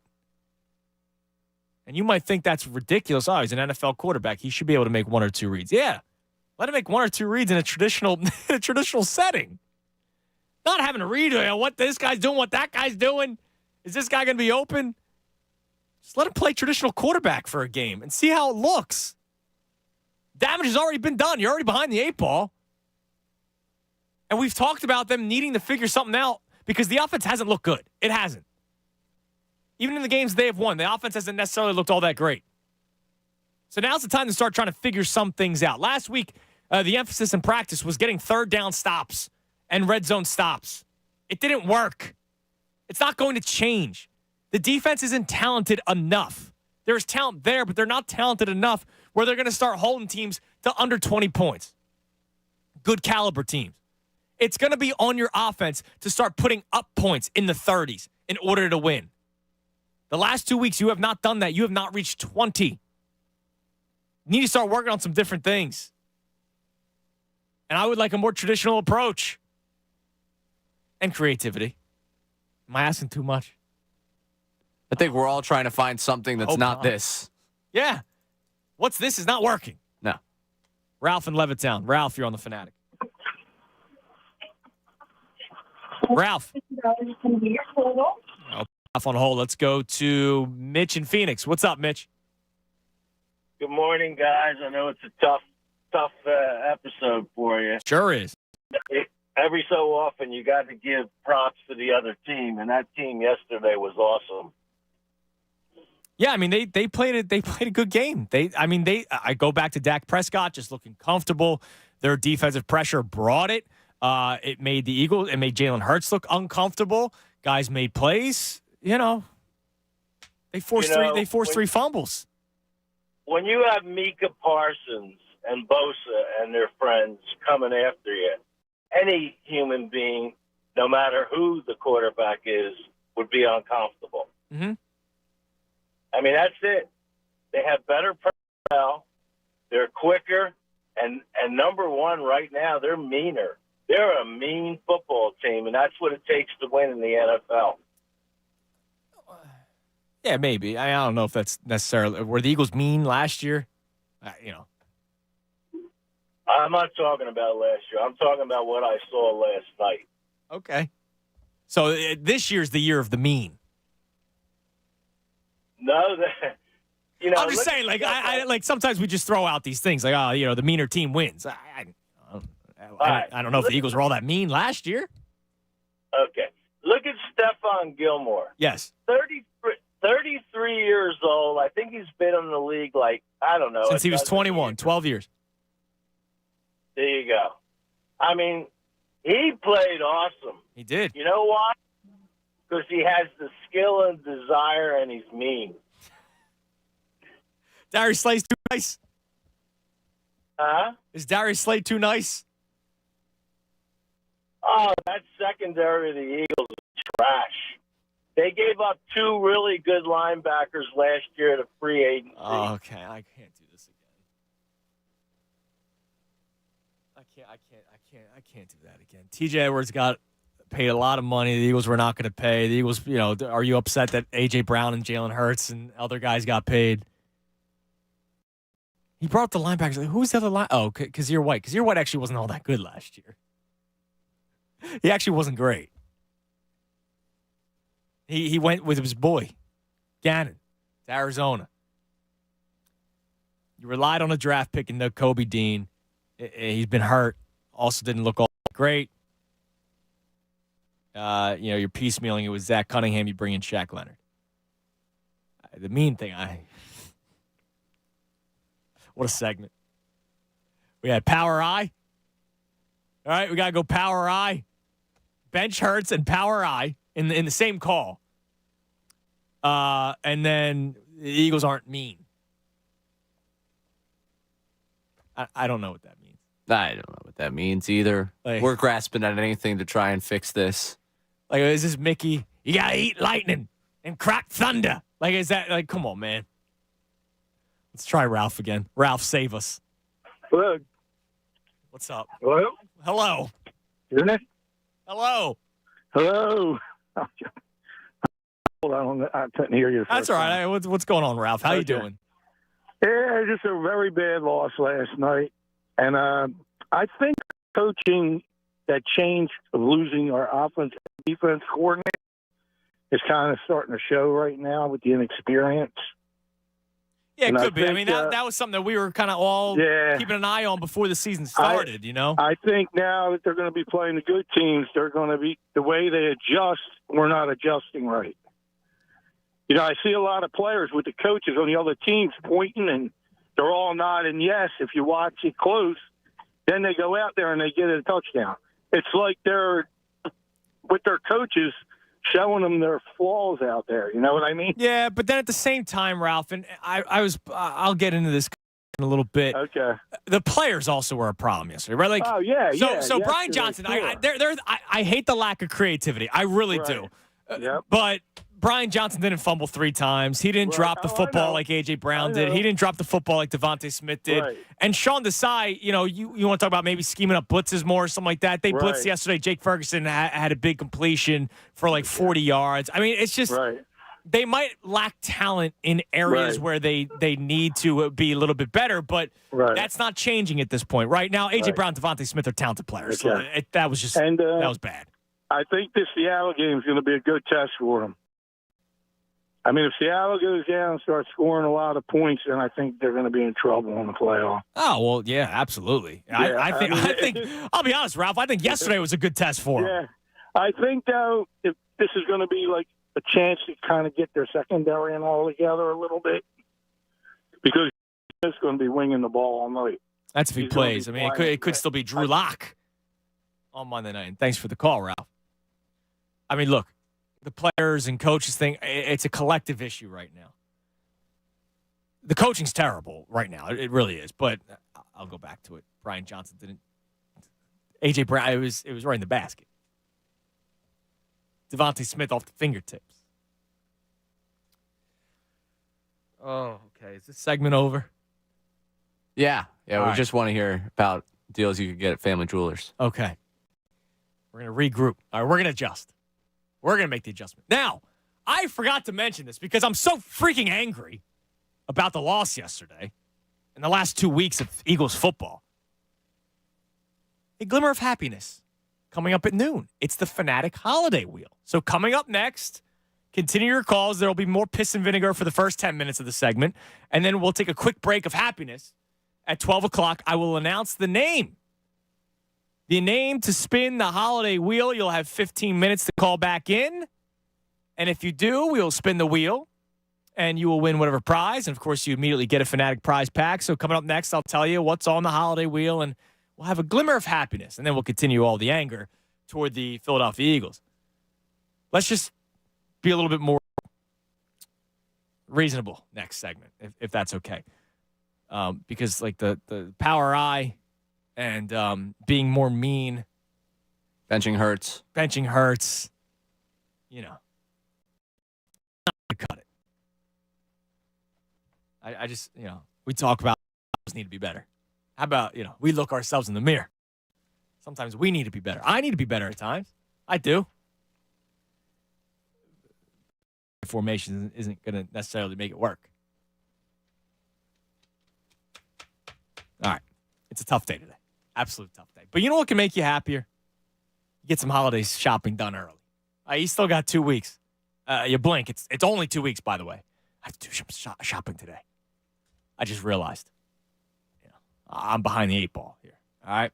Holiday season's in full swing, and the showcase at Family Company Jewelers are stocked and ready to go. Do yourself a favor and get to their showroom on Route 70 in Marlton, New Jersey, and get that special someone a gift that they will never forget. If you plan to pop the question this year, well, now's the perfect time, right? You got 14 days till Christmas. Obviously, we got New Year's Eve. A lot of people like to do the New Year's Eve.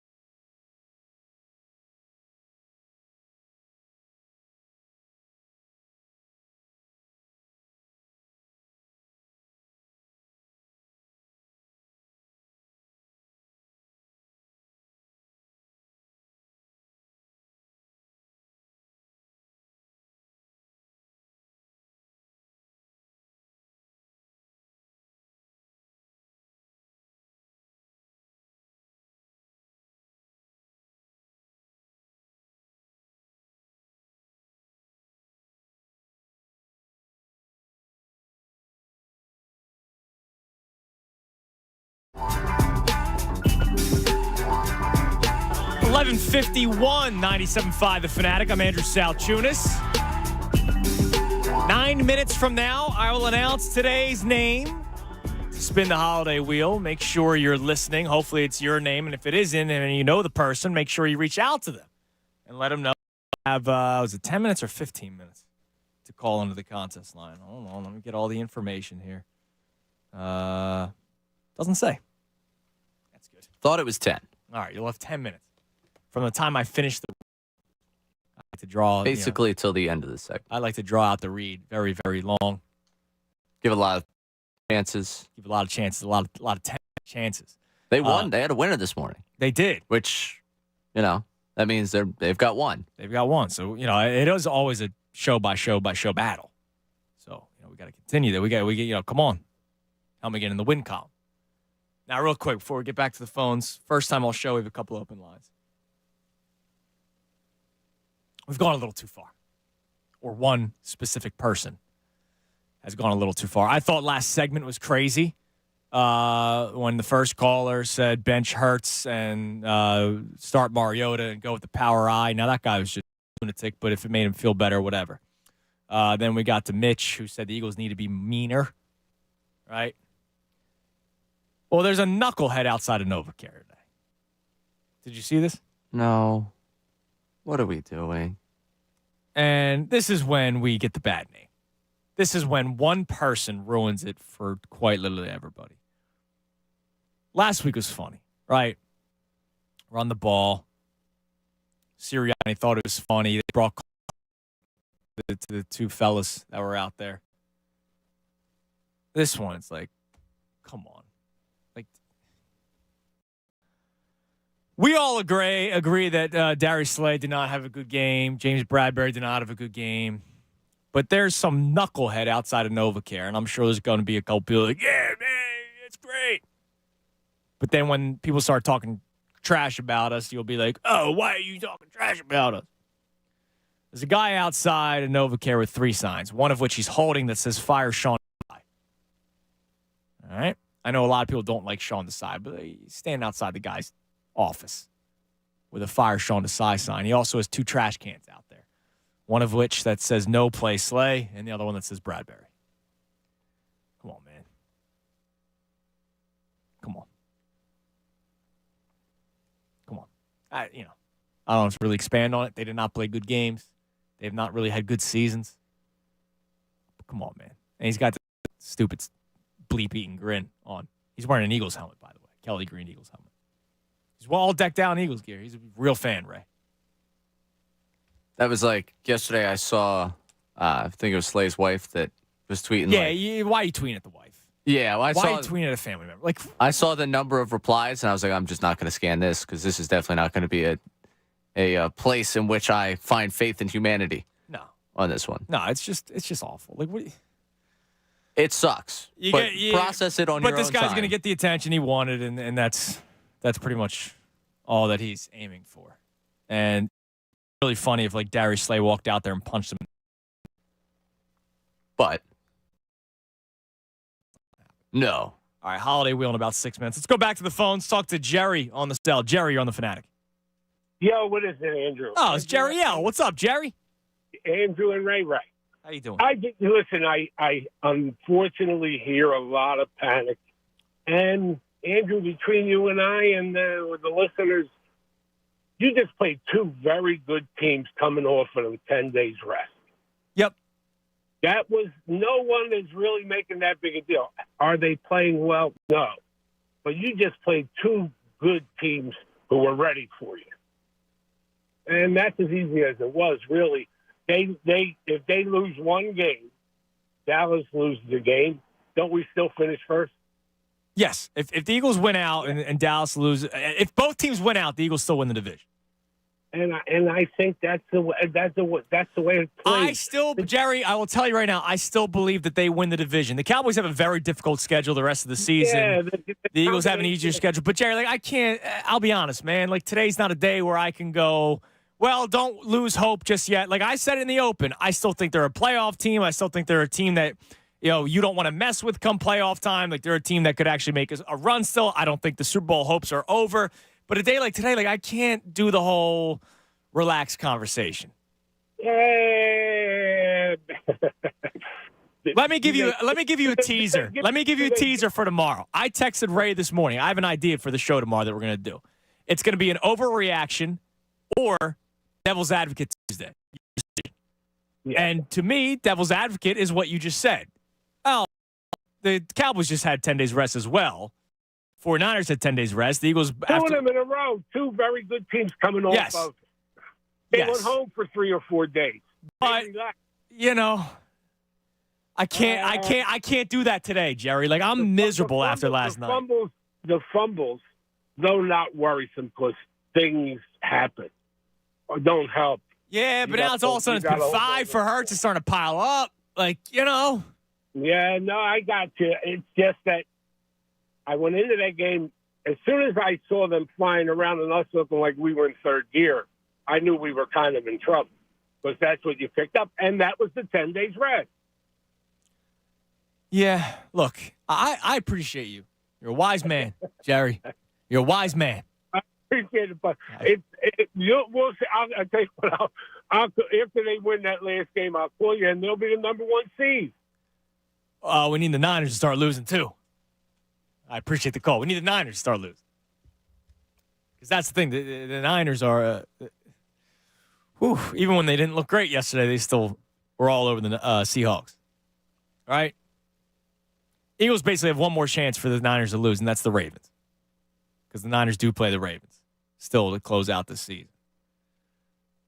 That's basically their last shot at still winning the 1 seed. But right now, they're looking up. And that's scary. That's problematic. We've talked about how important rest is for this team. Bye week, if you take care of business and win the 1 seed. And also, if you were locked up early, all of a sudden, you could maybe rest week 18. That's not going to happen now. No, you're still trying to win the damn division at this point. 610-632-0975. Holiday Wheel in 2 minutes. Let's go back to the phones. I appreciate Jerry L trying to be, positive.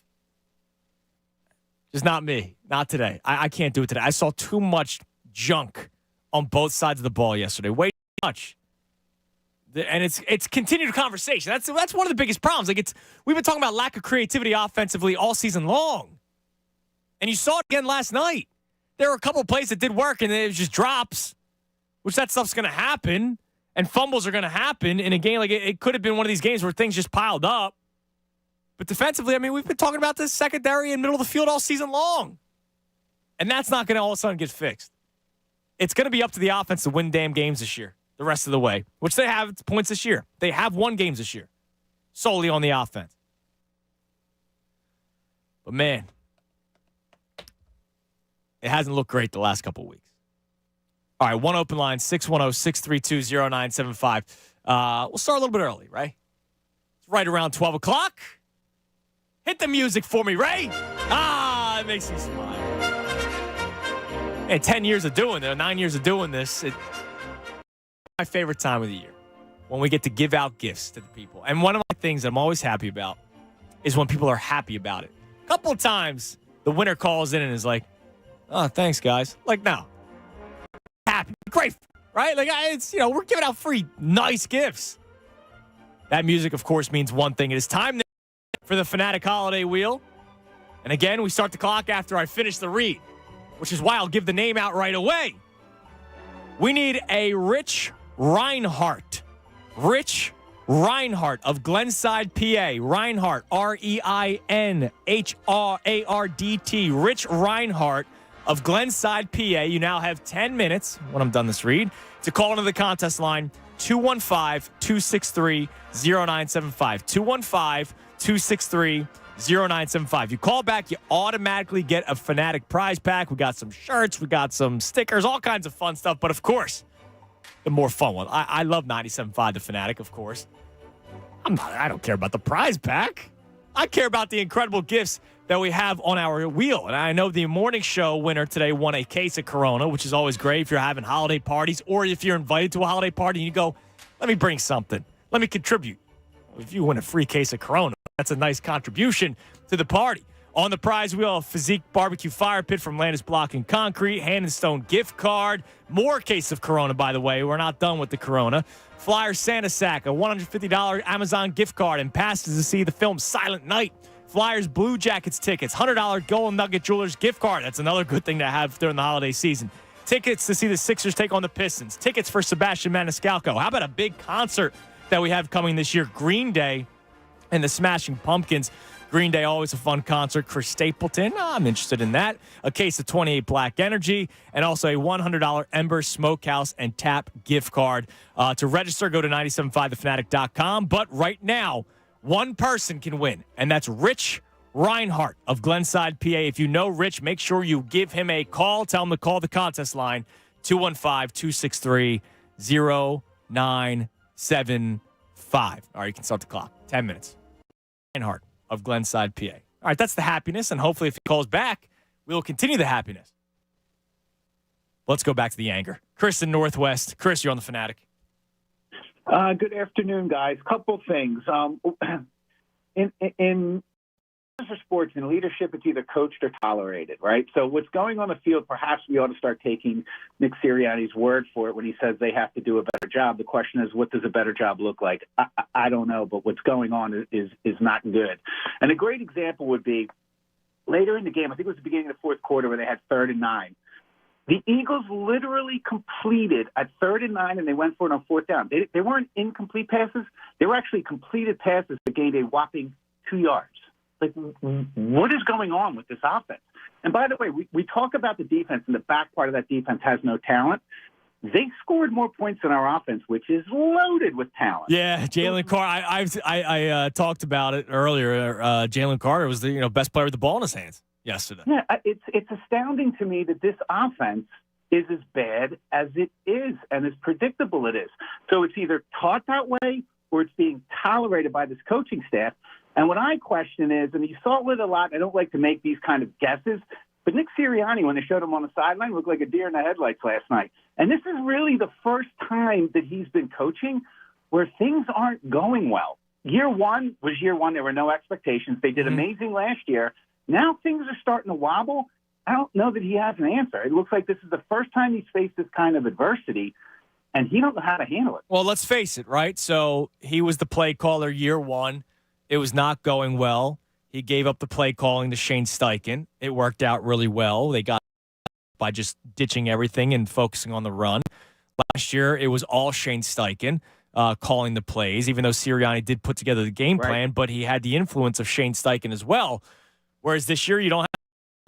And maybe that's a big part of it, right? And he doesn't really do much with the defense at all. I know he's on with the defensive coaches, but I mean, it was a Jonathan Gannon production last year, and it's really a Sean Desai production this year. So when it comes, it's really the offense. And the fact that it's been so just boring at times this year and now predictable that one of the Eagles players is telling that to Derek Gunn, like that's problematic. Yeah, well, like I said, 3rd and 9, critical part of the game. Still had a very, very outside chance of doing something, but you complete 2 passes and gain 2 yards. Yeah. You have to do different. I don't know what that is. I'm not paid for it, but tolerated. Thanks for the time. Thanks for the call, Chris. Other things. Do you have the Nick Sirianni clip? I was going to play this later on the show. Sirianni explained the 4th and 9. So Nick Sirianni was asked about the 4th and 9 call yesterday.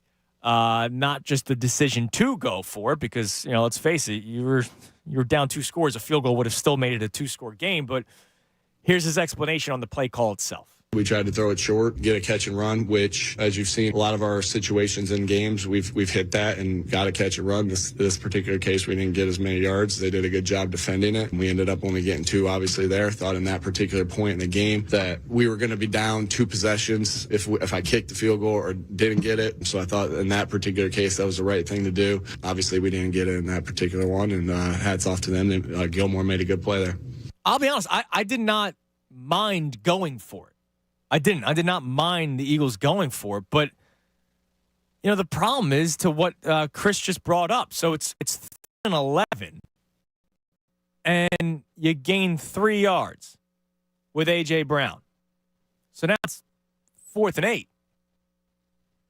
And I'm not saying you had to go for the sticks on 3rd and 11, but if you're in the mindset of going for it, right? You just heard him say, well, if we kick a field goal, it's still a 2-possession game. If you're in the mindset that you're going to go for it, you got to make it more manageable. 4th and 8, 4th and 9, like that's tough for any team. And then you run a route where Devontae Smith is going 1 yard.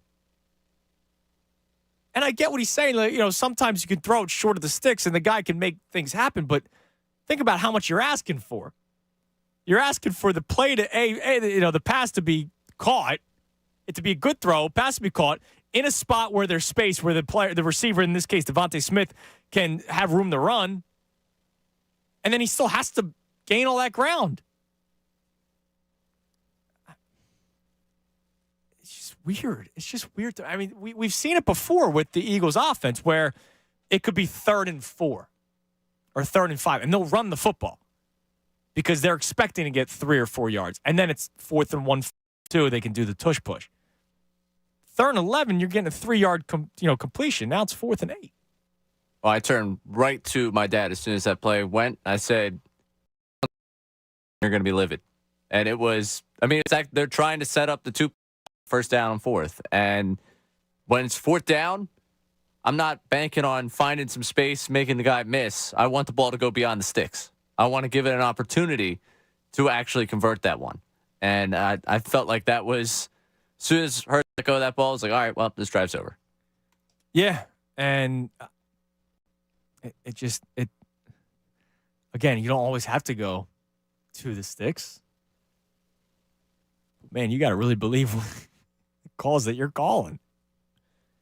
And it was just a typical route, like Devontae Smith underneath. Whatever. Do we have Rich? Oh, we do. Oh, hit it again. I need somebody to come in here to spin the wheel.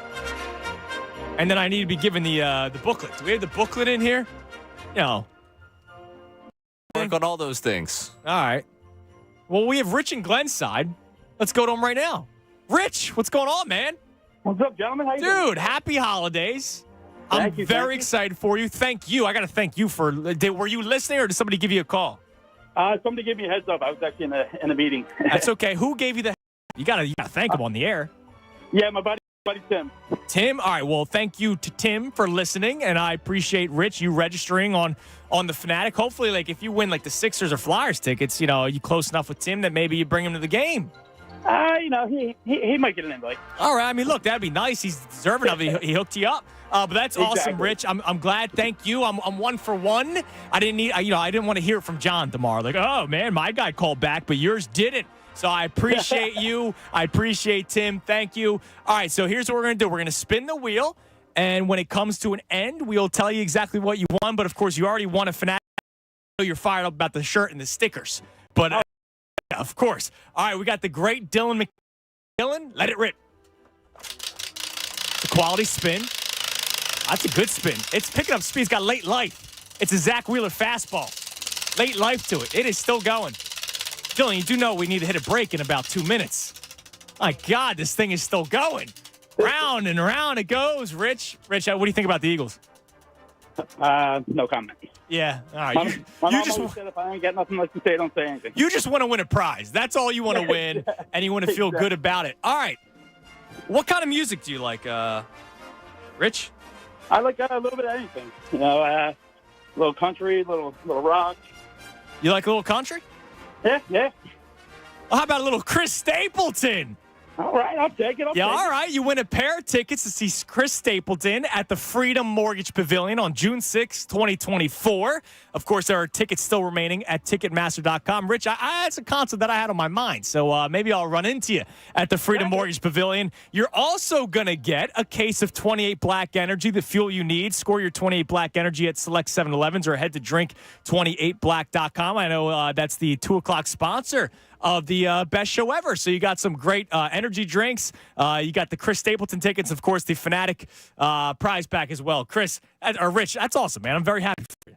Thank you. I appreciate it. All right, brother. You hang tight. We'll get all your information. We'll take care of you. That's a good first prize to win. That's a solid first prize. The Chris Stapleton tickets. I mean, that's a big one. Remember, he sang the National Super Bowl, which brought Nick Serianni to tears. And that picture was brought up again. I mean, not just tears. I mean, those were freaking waterfalls. Yeah. Coming out. He beat, was it No-Sean Moreno? Oh, yeah. He did beat No-Sean Moreno, but the No-Sean Moreno will always be an incredible act of gravity. Because just the way the tear that was really quickly dropped from the eye. It was impressive. Serianni. That was iconic, man. Yeah, emotionally he beat him where you could just see it all took over for him there in the moment. For Moreno, it was more impressive the feat of just, you could be quick on the field, but the tears out of the eyes, I've never seen quickness like that. It was incredible. All right, congratulations to Rich and Glenn's side. I'm glad. I had a little bit of happiness. I laughed for the first time in 12 hours. So that's great. I appreciate it. All right, we got 2 open lines. You can climb in at 610-632-0975. No more happiness the rest of the show. We go back to talking about this Eagles game. By the way, there was a question posed by the morning show today that I didn't like. I'll be completely honest. I did not like, and I hated some of the responses. But then I look on our call screener, and I see Angel, who wants to give up. Oh, God, I know it's hard. Nobody wants to hear it, but we'll talk about it next right here, 97.5 The Fanatic. Oh, Ray. It's your favorite read. I think it's your favorite read. It is my favorite read. Because I right now, I'm in the mindset of imagination. Because they haven't come in just yet. But they will be in soon. And then, once Coop goes to bed, maybe I hang a little mistletoe. Play some nice Christmas music. You get the Yule log on the TV. Nice and cozy. Maybe hit a home run. Are you ready to hit a home run? With the best Christmas gift for your special someone? Well, you got to trust me. You got to go with Pajama Gram's famous Naturally New pajamas. It'll make you a holiday hero. All right, so good. They sell out every single year, and I'll sell out for sex. Naturally New pajamas, they're known for the ultimate comfort and style. Soft, silky, buttery.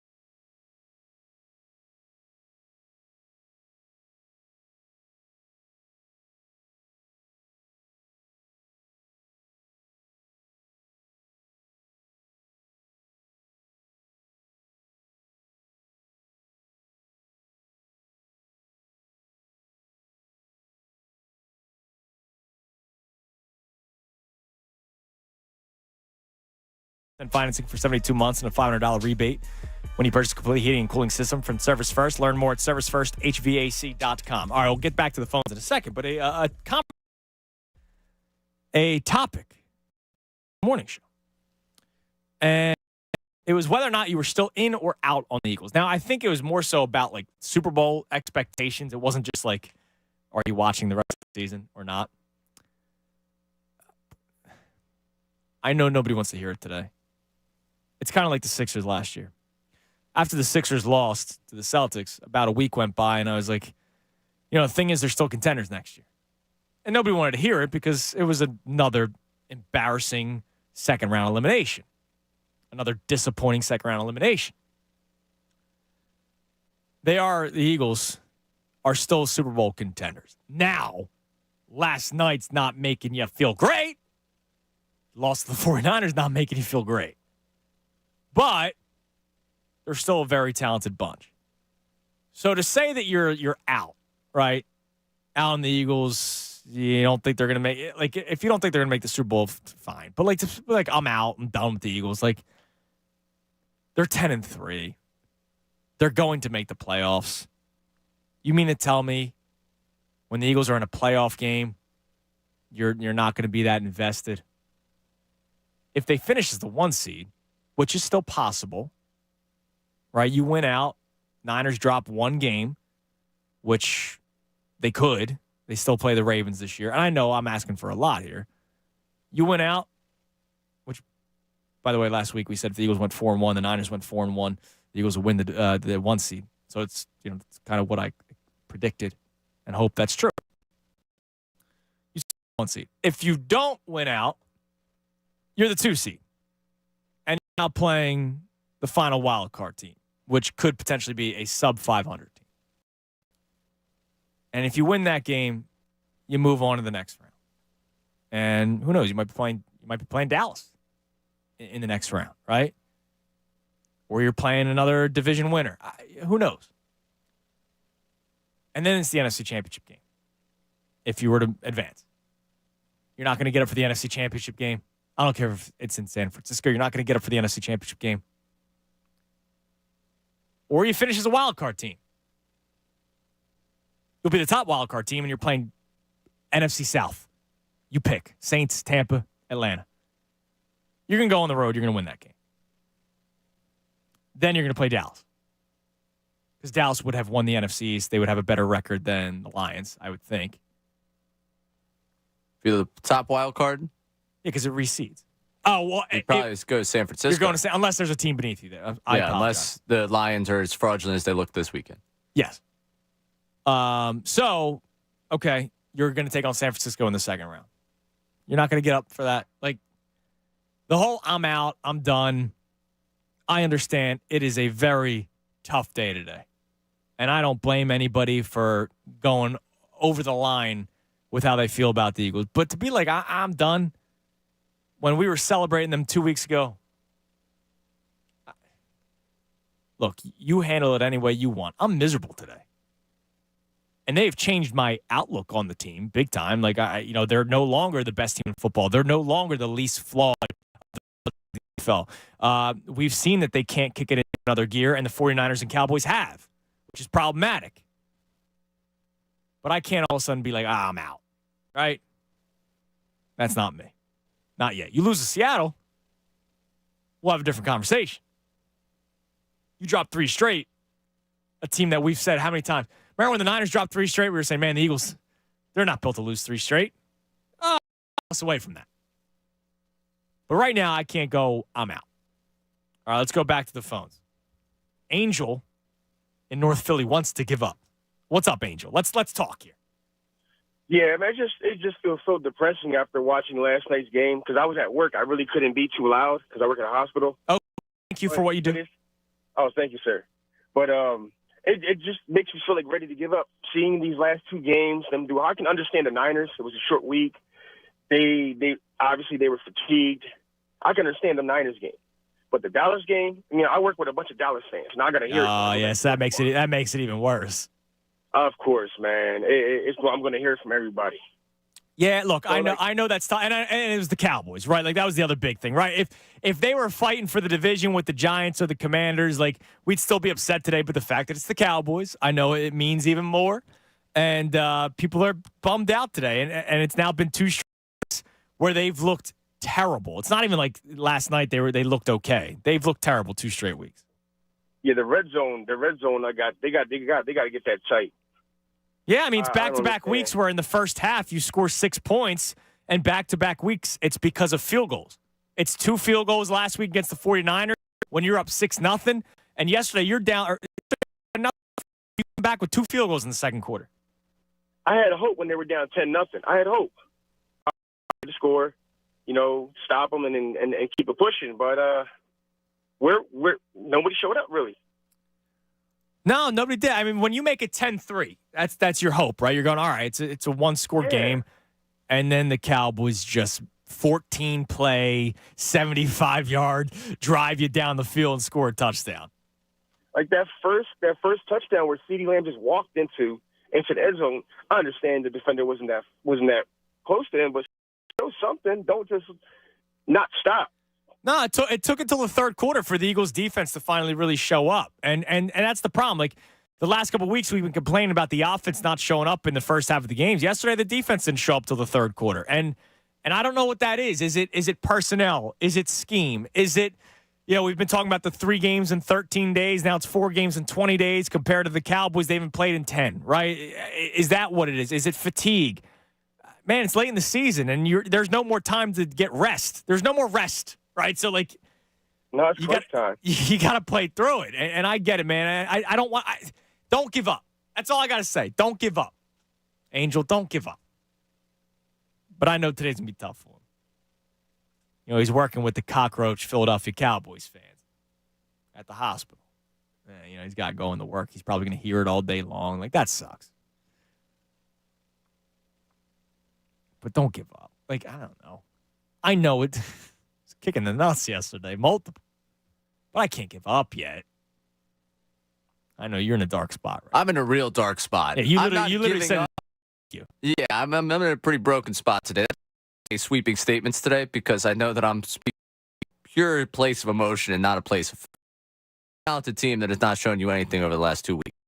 And that's quite concerning. So there's going to be no sweeping statement of giving up today, but I'll be honest. I've been in better straits on a Monday morning than right now. Yeah, I mean, look, that first half, and this kind of goes back to have that Fletcher Cox cut ready for me, Ray. We were talking about whether or not they were built, not just talent-wise, but like culture-wise, to bounce back. And I said that yesterday was the true test, right? And you'll hear momentarily Fletcher Cox saying that this upcoming game against the Seahawks is the true test. But I thought last week was the true test. You got beat up, completely obliterated, 42-19. Your defense gives up 6 straight touchdowns. 6 straight. And your offense can't do anything. So you come out, I'm thinking, all right, here we go. Let's see something here. Cowboys go right downfield, 12 plays, 75 yards. That's how the game starts. In 5 minutes, 12 plays, 75-yard drive, touchdown. All right, offense. This is your game where you need to keep up. I mean, the Eagles had to win because of the offense, right? They go downfield. They're actually driving. And then you have the Hurts fumble. Cowboys go downfield. Fortunately, you keep them out of the end zone. They get a field goal. It's 10-0. You at least get a field goal. You get points on the board. Did you wish it was a touchdown? Of course. But field goal game. All right, defense. Let's go. 10-3. You get a stop here. Eagles go downfield and score touchdowns. 10-10. 75-yard drive. 14 play. Easy. Easy. Right downfield. Boom, boom, boom, boom, boom. All right. Not great. You're now down 17-3. All right, offense. Make it a 1-score game. Go downfield, score a touchdown. They get a field goal. It's 17-6. All right. Yo, D, please. One stop. 11-play, 50-yard drive touchdown. Nobody showed up in the first half. And Nick Sirianni's talking about we got to do a better job. Everybody's got to do a better job, damn it. All right, here's Fletcher Cox after the game yesterday, talking about how this week, upcoming against Seattle, is the test to see what this team is made of. Hard getting our way out, so it's one of them things, man. Tough, 2 in a row. I think the biggest thing for this team now is, really find out who the dudes are. And that's always the case. I've been part of teams where the dudes in the locker room do something about it, and I've been a part of teams where it kind of crumbles. But now it's time to see the real leadership, the real players. The guys that's elite on this team, myself included, step up and do something about it. Get this team win. It was crazy when Fletcher Cox said that. Darius Slay retweeted an account about referees. All right. Accountability. Let's see it. Let's go to Ron in Wilkes-Barre. Ron, you're on the Fanatic. Hey, thanks for the call. Just dumpster fire. This team, it's not the same team as last year. I don't see that burn. I mean, yeah, they came back, won a few games, by trailing, but literally there's no excuse offensively. On paper, this is one of the most talented offense, the best line in the league. Yeah. You got the top 5 tight end. You got top 2 receivers in the league. No excuse. And one of the better running backs, catchable. He can catch. He could run because of the good line. Good quarterback. No. Hurts literally top 5 quarterback this year. I know he hasn't looked like the same Jaylen Hurts as last year, but you look around the league, he's still a top 5 quarterback. Yeah. And this offense, no excuses. Just dumpster fire. Coaching, I think it's a little bit of everything. It's just terrible. But the defenses win championships always, unless you have I don't remember the one year where Kurt Warner, the Rams offense, that was just insane offense that just put up points, or a Mahomes, a couple years ago. Well, last year it was 38-35, right? It wasn't like there was many stops. The Eagles won a Super Bowl where Tom Brady threw for 500 yards. Yeah, that happened. But defense championships, and we have literally, that's worse than a dumpster fire. That's just disgustingly terrible. Again, the defensive line, you see strikes of positivity there, but anything beyond the defensive line back end, it's just clean slate. It's just disgusting. No, it's terrible. And you go back to the Bills game, look, you were able to end up outscoring them, but it took an interception to really change that game, and then the sack by Brandon Graham. And it doesn't take much, but a game like yesterday, you didn't do anything until the third quarter. You did have the fumble recovery for a touchdown, but you're already down a couple scores. Exactly, and they didn't. You can't. They didn't. The offense didn't score a touchdown. Right. You have the the talent on that, and not to score. Somebody's head needs to roll there. That's ridiculous. And then just to hear the same line over every week. Oh, we got to make a adjust. We got to change. We got to do that. No.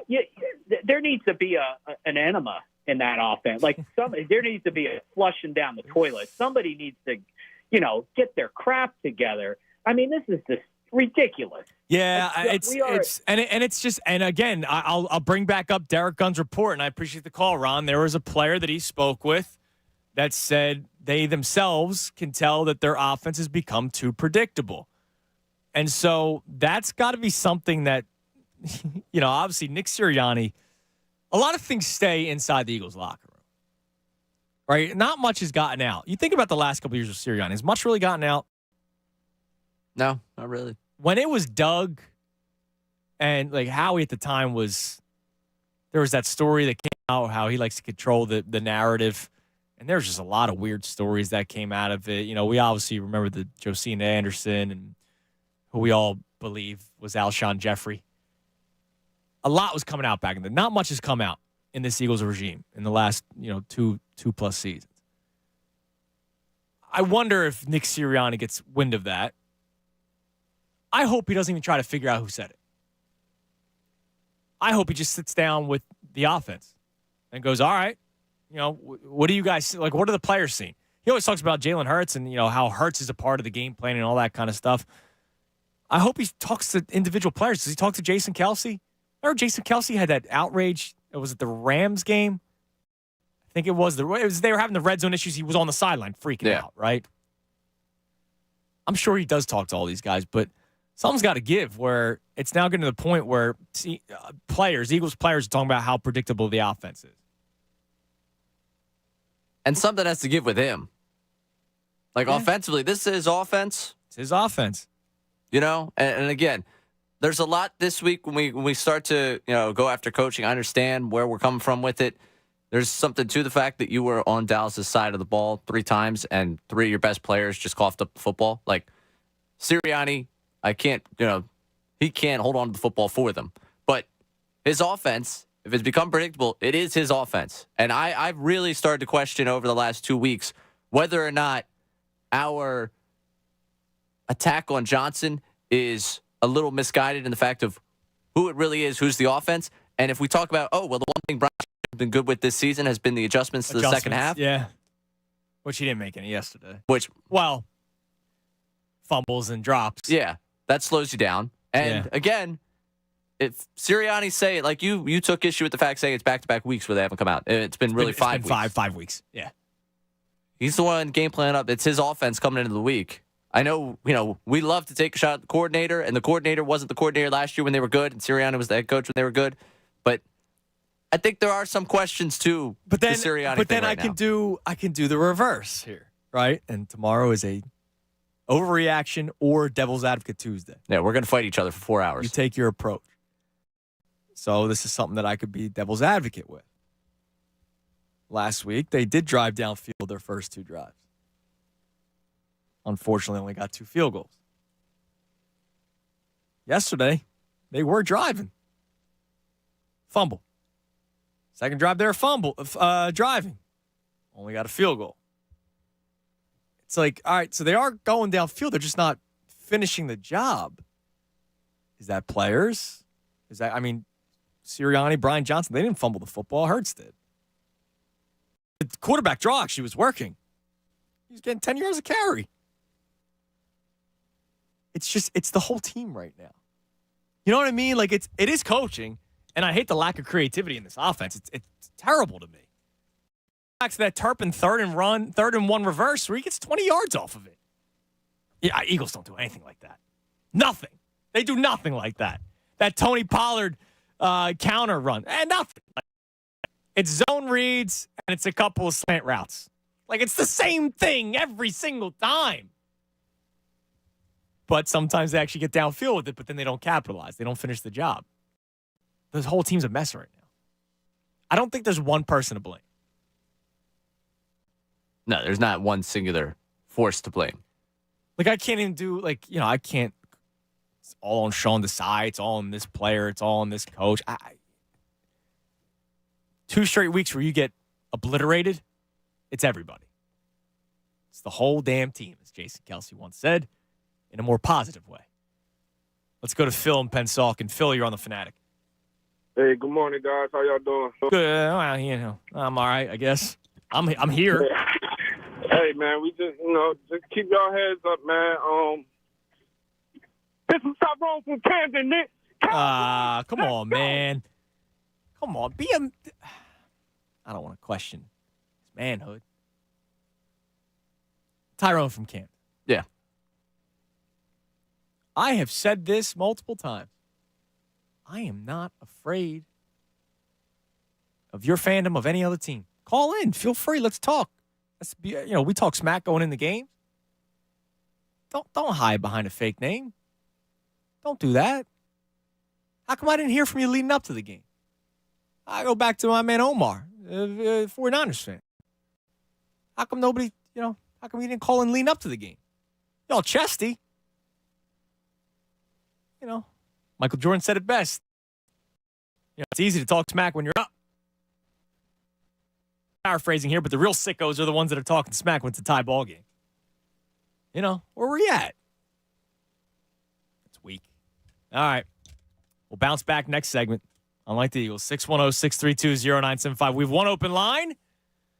We'll continue the conversation on this dreadful Football Monday. Football Mondays on the Fanatic are brought to us by, of course, our friends at, here we go, Pierce Phelps Bryant Heating Air Conditioning Contractors. Visit nopaybryant.com for flexible spending options on a new heating and cooling system. More reaction to a dreadful loss yesterday.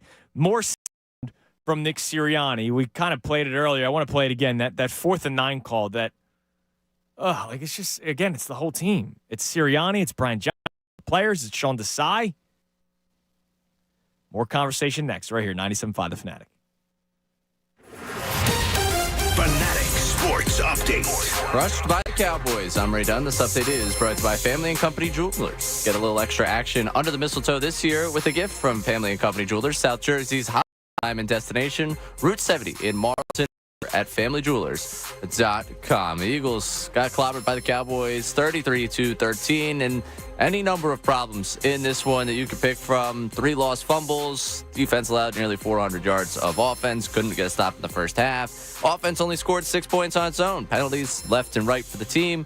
Just plenty of things going wrong in this one. That's what leads to a second consecutive blowout loss for the Birds. They fall to 10-3 on the season. They fall to 3-2 in the 6-game gauntlet that week in Seattle against the Seahawks. Drops the Eagles from the number 1 seed to a wild card. Take control of the NFC East, and right now 49 the number 1 seed in the NFC. Sixers looking for their 3rd straight win tonight as they host the Wizards at 7 o'clock. You can catch the live call of that game right here on 97.5 The Fanatic. Flyers off tonight, currently sitting in 2nd in the Metropolitan Division. They'll be back in action on Tuesday when they play the Predators. This update is also brought to you by Jackson Hewitt Tax Services. Home of the Money Today guarantee. Tax refund advance loans at Jackson Hewitt starting December 11th. Early refund advance offered to eligible clients. Application required. Finance charge applies. Loans by Republic Bank. Details at jacksonhewitt.com. Keep it locked here for the latest news and information. I'm Ray on the home for the Sixers and Flyers. 97.5 The Fanatic. The big sports stories everyone is talking about in Philadelphia. The John Kincaid Show. Tomorrow morning 6 to 10. 97.5 The Fanatic and 97.5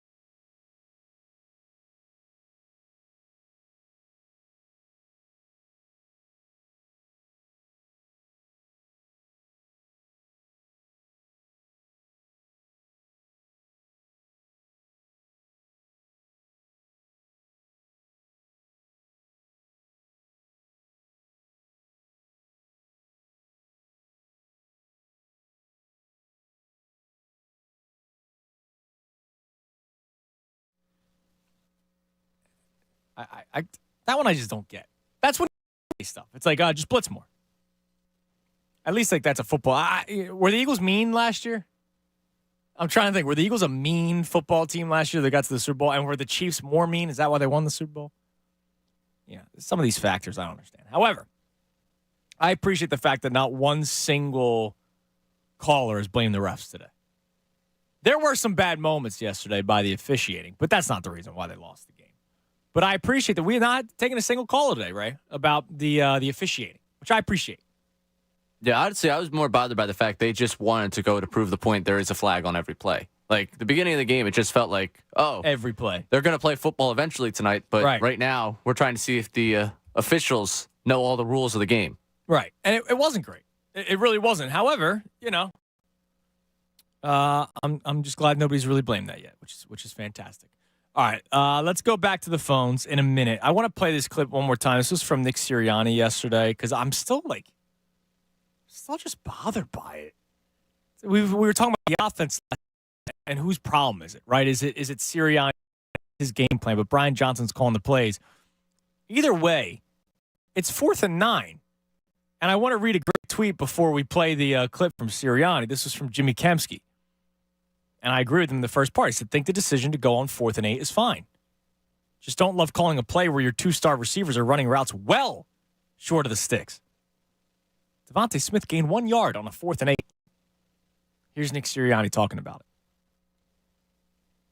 We tried to throw it short, get a catch and run, which, as you've seen, a lot of our situations in games, we've hit that and got a catch and run. This particular case, we didn't get as many yards. They did a good job defending it, and we ended up only getting 2, obviously, there. Thought in that particular point in the game that we were going to be down 2 possessions if I kicked the field goal or didn't get it. So I thought in that particular case, that was the right thing to do. Obviously, we didn't get it in that particular one, and hats off to them. Gilmore made a good play there. It's one thing to go the 6-yard route and then try to get those extra 2-3 yards. It was a 1-yard route. He gained 1 yard. 4th and 8, you finished 7 yards shy. It's been weird. This offense has been very strange the last couple of weeks. And Serianni going with the whole, back-to-back weeks, we haven't started off quick enough. It's been 5, dude. 5 weeks. You've not scored more than 7 points in the first half of a game. It's November the 5th. Let's go to Jersey. Jordan, you're on the Fanatic. What's up, guys? How you doing? Never mind. Let me not ask. I know, a couple people have asked me how I'm doing, and immediate reaction is good because I woke up this morning. Nice day with my son, but I'm miserable, dude. Yeah, a little pissed off. I called you guys last week, and they did some motion, but this is the thing that bothers me about our offense. They don't steal any ideas, and it's a copycat league. The Cowboys literally did the same play in the formation that the 49ers did against us. They did the Pollard orbit motion, come around, full back in the backfield, swing pass, lead block, kill them on those 2nd and 5s, 3rd and 5s, just to get a lead blocker in space. We don't even try to do that. We don't even try to go back to those sneaky misdirections. And they're so predictable. I swear on my grandmother, I'm watching the game with my family. I'm like, this is a perfect opportunity. They're probably going to go a fake here on the punt because they were too mundane. They usually go for stuff. And I'm like, and sure enough, you get it to a playmaker, Zacchaeus, who's a go-to guy who they just refuse to use in multiple packages, and I'm getting tired of it. And on another note, you know how NBA vets, the NBA teams have that one vet that just stays around to be a locker room tough person, how Iggy cussed out Wiggins on the Warriors, Haslam. We just don't have that accountability guy. Fletcher is kind of doing it, but he's not a hard hitter. That has to be a safety guy. That has to be a backer person. That has to be somebody that can you. The culture is just different. And AJ's body language, his demeanor, when he doesn't just get an easy play or he just doesn't fight for stuff. And, when that ball goes through his hands, catch it. You complain you don't get the ball, so catch the easy ones. There's a lot of things where I'm like, you should be routing Stephon Gilmore. He's not as good as AJ. AJ just played down to his competition. Yeah. And so it's very frustrating to see. And the last thing, the Peter positive crap. Listen, I don't want to hear the standard. I don't want to hear any of that. That's why I couldn't play any Jaylen Hurts audio today. I don't want to hear. I couldn't do it, dude. There's like a happy medium between people. Like, dear God, like, you know, we don't want Donovan McNabb when he's doing the air guitar, but damn, we don't want somebody just serious, you know, sad, mopey face. Bro, have some heart, have some toughness. Like, get some swag to you. Like, it's something that has to be within, and they need some accountability. And I'm glad they got hit. But to all the Cowboys fans who are morons, who I battled with on social media, it does matter what your schedule is like. You didn't play since November 30th. It's no excuse, but the NFL set the Eagles up with a hell of a gauntlet. Yeah. We predicted And look, here's the deal. Now Dallas is in their gauntlet, right? And I appreciate the call, Jordan. Dallas is in their gauntlet. They have the Bills in Buffalo, who looked better yesterday. Then they're in Miami, at home against the Lions, who will still be fighting for something, and then on the road against the Commanders. So 3 out of their last 4 games on the road against 3 potential playoff teams because the Bills are still fighting right now. And I would make the case last night. You could make the case the week prior when they took on the Seahawks because they're fighting for a playoff spot too. And they know to start.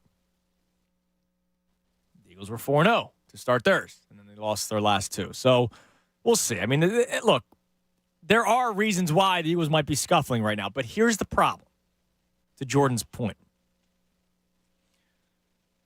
There is no more rest the rest of the season for the Eagles.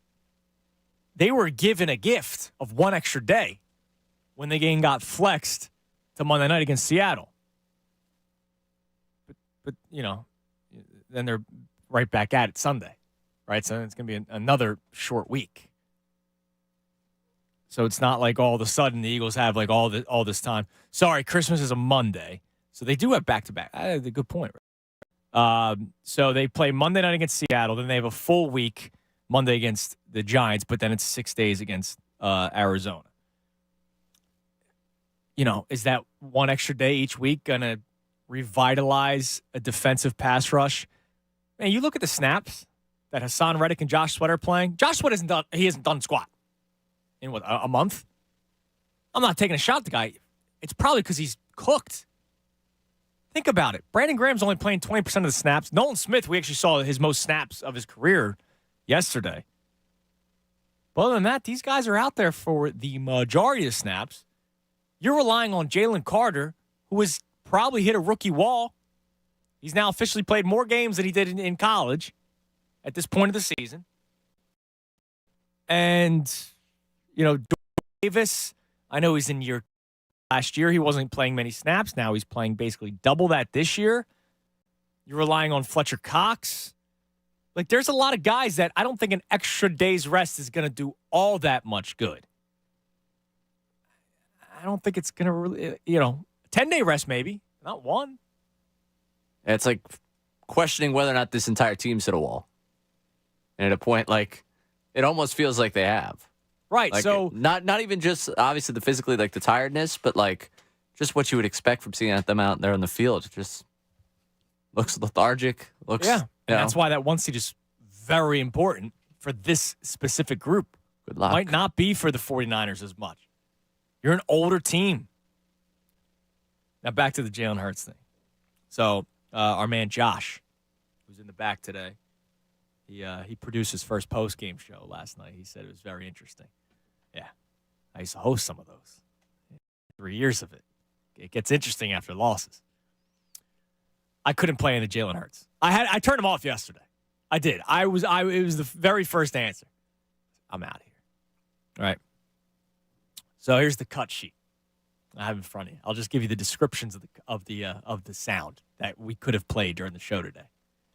And I apologize to Scott, our program director. He's a big fan of sound, but like I couldn't do it today, and I'm glad our man Jordan is in agreement with it. First clip was what bothered him most in the game. All right. Second one was trust responding to adversity. Yeah, I can't hear any cliche answers. Third one, commenting on the team's discipline. The clip was it's a game of inches. Fifth one, how the team moves forward. Sixth one, saying a loss is a lesson. You don't win without losing. Like, I can't hear that, dude. Like, today, I can't. Jaylen, I love the guy. I think he's still a top 5 quarterback in this league. I'm not benching him for Marcus Mariota. But, like, after a loss like that last night, I can't hear, you don't win without losing. All right, no, I can't hear that, man. Go undefeated. Crying out loud. And the last one. Oh, did you see the cut sheet? I did see it, but I don't remember what exactly cut last it was. One. Perfection is only an illusion, Ray. Like, I can't hear that. I almost cursed. I can't hear that nonsense today. All right? I love you, Jaylen, but sometimes I just, like, give me the Belichick next question every once in a while. I don't need to hear perfection is an illusion. All right? Your team has sucked the last 2 weeks. Just talk about how bad you guys have played and you need to be better. That's it. Not standard is standard. Main thing. Perfection is illusion. You don't win without losing. No. Please. That's a me problem. And I don't have a problem with Jaylen Hurts, the man. I don't have a problem with half the stuff he says. It's just one of those things where it's like, I couldn't hear that today. It's like Brett Brown. Like, at some point, I couldn't take his press conferences anymore because he's too nice of a guy. He's a baller. I couldn't take it anymore. That was James Butler. Zaire. I couldn't take it anymore. Win a freaking playoff series. Let's go to Mike and Delran. Hello, Mike. Joe, what's up? What's up, man? How are you? I know. Yo, Ray, I'm sorry if I had you prematurely pumped up yesterday or swayed your thought process yesterday morning, because I couldn't have been more wrong. And I'll tell you what, man. So there's a couple points real quick I want to get, Andrew. So, like, I'm so tired of hearing about coordinators and game plans. Let me ask you a question. If you're a defensive player and you're in a position to make a pass interference play, are you not in position to make a good play and just not make the pass interference mistake? Because if you weren't in that position, I'd blame the coordinator. But you were in a position to break up a pass or play good defense, and instead you're putting your hands on face masks or your pass interference calls. If you're in a position to catch a ball where the ball goes through your hands, should you not just make that play? Was it the coach's problem that it went through your hands? You know, when you're the franchise quarterback and you fumble the ball, did the coordinator have you fumble that ball, or did you fumble the ball? Listen, I've been critical of the coordinators all season too. It's not on them. This game boils down to players, and they just look tired. They look dead. It's just unacceptable. I tried to turn A.J. Brown fumbled. That was when I lost hope. Up until that moment, I thought this team still had a chance to come back and make a second-half comeback, but they didn't. It's just not there. But I'll tell you what made me the most upset, and it was before the game even started. I was reminded of something that subconsciously, I think I forced myself to forget. When I watched at the beginning of that game, that cut of that guy walking through that door and sitting down and seeing Bryce Harper, I thought, oh, man, this is like going to be a Jaylen Hurts, like Bryce Harper interview? Like, what's going on? Is this an Eagles hype video? This is so exciting. And they show him holding that Cowboys hat. I was reminded that this guy is a Dallas Cowboys fan. Now, anything he said after that is irrelevant to me, because we let this man infiltrate our city, pander to us.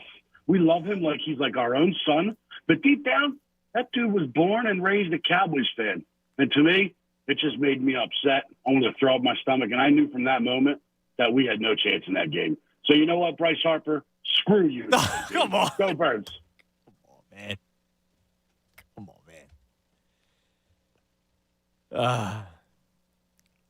We hate Devontae Smith. Okay. He's a Celtics fan and is very active about his love for the Celtics. Not everyone's from Philadelphia that plays for a Philadelphia team. But in terms of the vibes on that one, a couple of vibesmen here. The open of this big game being your star of your city, just openly, as a Cowboys fan. I understand. I don't hold it against just from the way it felt the entire night, I didn't need that shoved in my face. All right. To start the day. Can I be completely honest with you? Didn't necessarily have a problem with the video. Can I tell you who I had a problem with? No. So, as you know, I catch up with the games. Right. Because I do the pregame show. We're at different locations. Yesterday, we were at Marie's Cozy Corner in Fairless Hills, which was an awesome spot, by the way. I had a ton of fun there. But it was a 50-minute drive home. So, we got done.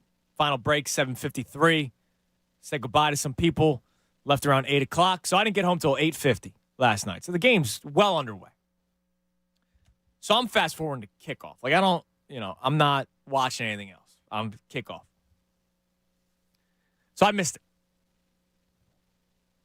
Until I saw the Phillies tweet it out. I don't have a problem with Bryce Harper. I have a problem with the Phillies freaking Twitter account tweeting it out. What are you doing? I don't care that Bryce Harper. I don't care. Bryce Harper's a Cowboys fan. Allen Iverson wore Cowboys hats. Did we forget it's that? just being thrown in your face at this one. But what, Phillies. I know he's your guy. Plays for the Phillies, but they tweeted out "Go Birds" and put out the video. The video was about Bryce Harper's fandom of the Dallas Cowboys, and then it continued about like the rivalry and all that kind of stuff. But ultimately, the video was about Bryce Harper being a Cowboys fan growing up and admitting like it's I've kind of changed because it's the city I work in. I don't need the Phillies tweeting it out. Leave that one be. Yes, no. I think the Phillies Twitter account's great. No, I'm just. I don't need the Phillies tweeting it out. It's not a pro Cowboys video. But it's like, all right, yeah, our favorite player is a fan of the Cowboys, and you're tweeting it out. But now he's in Philadelphia, so he, loves the. Like if the Cowboys win the Super Bowl, is the Phillies Twitter account going to tweet out a picture of Bryce Harper at the parade? No, because he's not going to go there. Come on, he's smarter than that. And he's smarter than that. Come on, don't question that part of it, because he does a good job of dancing around the fact of not saying he's a fan of the Eagles in that video. And he just does the pandering, well, the fans are awesome. It's a fabric of Philly type of thing. I've been on both sides of the rivalry. Mm-hmm. But the man's not going to the Cowboys parade if they win the Super Bowl. I have to ask you something. Wasn't Bryce Harper at an Eagles game earlier this year? Mm-hmm. Who'd they play that night? Was it the Cowboys? Wasn't the Cowboys game? Was he in Jerry Jones? Sweet. Remember when Nick Castellanos was at a game earlier this year? What game was it? It's the Cowboys? No. He's from Miami. Oh, he's there for the Dolphins game. It was the Dolphins game. Maybe he's not donning the colors. Yeah, but come on. Again, Bryce Harper's smarter than showing up to a Cowboys parade, because that means he went out of his way to go to Dallas to celebrate that championship with them. He might have been there for the Cowboys game with an interest. It's his childhood team, man. But he's not going down to the parade. Let's not get all bent out of shape on this one. Also, tough timing for this video during the week the extension thing comes out. Oh, yes. Well, yeah. But Jerry Jones calls Bryce. And he says, hey, Bryce, I want me some glory hole. But I also want you on my float. Well, he's mentioned it twice in his life. You remember earlier this year? I know. Yeah, I got it. I'm laughing at the fact that you brought it up. No, he's not going to the parade. All right. Not at all. Right. Oh, dude, this guy that called in this week and hung up. Let's go to Vince in Philly. What's up, Vince? What's going on, fellas? Why'd you hang up last week? My bad. I had to get into the gym. Okay, that's okay. On my client. So Vince is a 49ers fan, and he called in like Wednesday or Thursday and then hung up. But your point was to move on. That was the worst loss of the last years for the Eagles, other than the Super Bowl. How am I supposed to just move on from that? Right. Well, that was last week. This week, I want everybody just to relax a little bit. We like my team. We've been there. We lost 3 in a row. University or whatever. You guys, you lost 2 in a row, but it happens. Get back on the ship, straighten out. Let's make it happen. I think you are trying to speak it into existence that it's Eagles-Niners NFC Championship Nah, because you know what? I can't went to work and everything, and it's like gloomy. I got my staff, like nobody want to work. Everybody's just moping around. So it's the productivity at work. That's what you want to get better. You know, at Dunkin' Donuts, you know, I'm let me bring some, and everyone's just like mopey. No one want to. Why no more? The door almost hit me. I'm like, Vince, if the Eagles beat your squad last week, you wouldn't have been mopey Monday morning. Get the hell out of here. After all that smack talk after the NFC Championship game, you wouldn't have been a little mopey if the Eagles won. I was. I had to go to work that next day, and they let me have it. Yeah, and you were probably a little sluggish.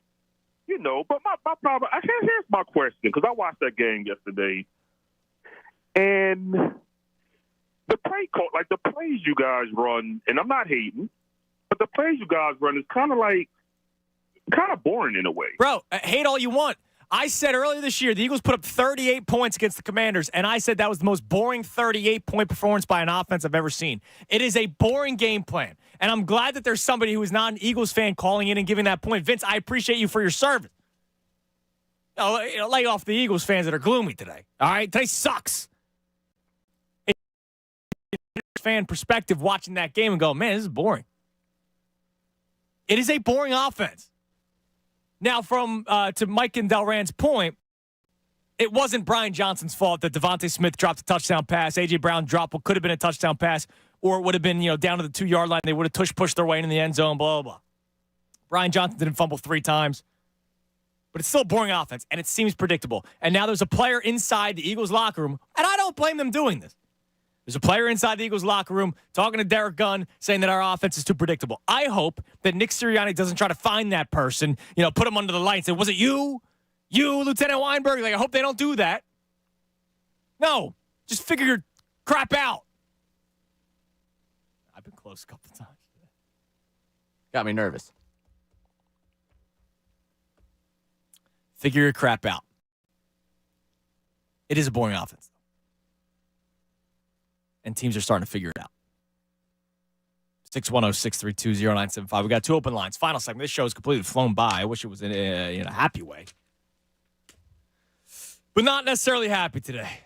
By the way, our 1 o'clock hour brought to us by Ferguson HVAC Line Conklin. Attention HVAC contractors for equipment, parts, and supplies for every heating and cooling job is one of Ferguson's counter locations at Ben Salem, King of Prussia, Pennsauken, or Westchester. Continue reaction with you, Eagles fans, as we close out the show and get you set for the best show ever at 2 o'clock. I'm Andrew Saltune. It's the Midday Show, 97.5 The Fanatic. This holiday season, all your wishes are coming true on FanDuel in partnership with Valley Forge. Right now, new customers get $150 in bonus.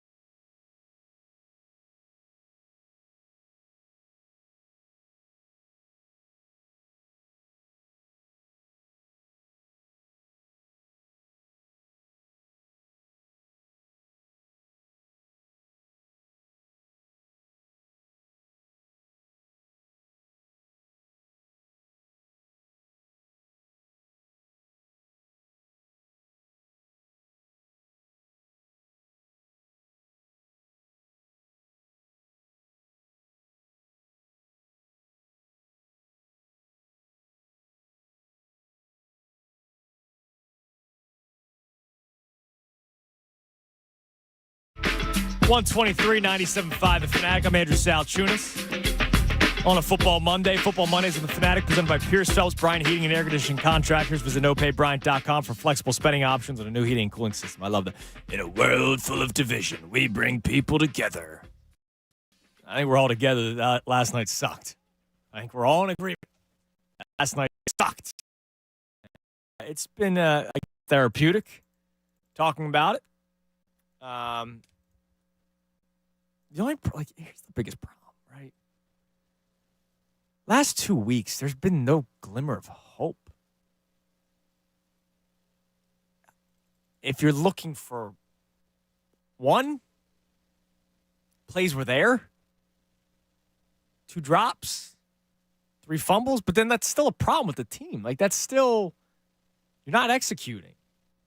So, I don't know. Is that the one slight glimmer of hope? No, I'm not taking that as a glimmer of hope. I think it was Jeff McClain that tweeted that last night. Like the turnover thing is just a part of who they are right now. I think they reached their total for turnovers in a season from last year in last night's game. I think they hit 19 turnovers, which is what they had a season ago. So turnovers thing is just part of who they are, and it's become one of those blinking red lights with this group. They turn the football over. You talk about the drops. Like it was, I remember I brought up that graph to you talking about like the polished up accuracy from Hurts and the separation for wide receivers. And with the wide receiver room as talented as they have, you would expect them to be getting better separation. Like you would expect better things from this group. And I think it comes back to a little bit of the offense, but also last night, like especially after A.J. Brown said on Sunday, for him to have the type of game that he had, Devontae to have the, just things expect. Like I don't think I ever expected us to on the airwaves the day after a game and say, wow, A.J. Brown and Devontae Smith both didn't, look the part of what you would expect from them. And, oh, by the way, both them and Jaylen Hurts all lost the football. Yeah, they all fumbled. I mean, that's not a glimmer of light of that there were opportunities. To me, it's like, wow, how the mighty have fallen a little bit over the last 2 weeks. Yeah, I appreciated Jerry L., who called in earlier today. Trying to do don't worry. It's been a tough stretch for the Eagles. They played a lot of games and a lot of days. But he mentioned the Hurts fumble. And here's the deal. And I'm not all of a sudden giving up hope on Jaylen Hurts, but 15 turnovers all of a sudden. It's starting to pile up. Five lost fumbles is starting to pile up. And yesterday's was key. It was changes the whole game. Devontae Smith's fumble, it can't happen, but all right. They weren't coming back. They scored a touchdown. They're still not coming back. The defense isn't getting any stops, except for that third quarter. Jaylen Hurts fumbling on that opening drive when you're down 7-0, and then you blink and you're now down 10-0. It's a 2-score game. These fumbles are 5 lost fumbles are adding up. 10 interceptions, 15 turnovers all of a sudden. He's still playing as a top 5 quarterback. The league's been down this year. They're starting to pile up, man. Football. Let's go to Fred, New Jersey. Fred, you're on the Fanatic. Okay. I'm not going to ask you how you're doing because I already know. Yes. But guess what? All is not lost. What did I ask you? How I'm doing? I asked you what's the worst thing that could possibly happen to a Super Bowl-bound team down the stretch? Injuries. And the other thing that I've heard numerous times is that Nick Serianni probably told Jaylen Hurts to back off running. And why is that? Because he doesn't want him to get injured. Mm-hmm. The key players to the offense, Jaylen Hurts, obviously, and the offensive line and the defensive line. Any of these major players get injured, it's going to jeopardize our chance to get to the Super Bowl. So my guess is that they're telling them, be careful. Don't get injured. No, you can't go into a game with that kind of a mindset, right? You gotta play your game. And here's the deal. But Fred, here's the deal. Hurts ran the ball the first drive 3 different times. Okay, well, but what happens? Do you think that at 10-1, Nick Serianni didn't know how things would play out if certain games were lost? We had already beat Dallas, right? Yeah. Okay. If we lose to Dallas, it's a split for the division. I went over the information about what would happen for divisional play for Dallas Eagles, and we have the advantage if all of us win all 4 games until the end of the season. All right. You're the 2 seed because right now you're behind. You're behind San Francisco 49ers, who get a bye and they rest up their very talented roster, and then B, they have home field advantage throughout the playoffs. The Eagles would have to go to San Francisco to get a win. Okay. But again, the injuries. I think Nick Sirianni's counting on no injuries and trying to make sure that nobody gets injured. Listen. I told you I think he's crazy like a fox.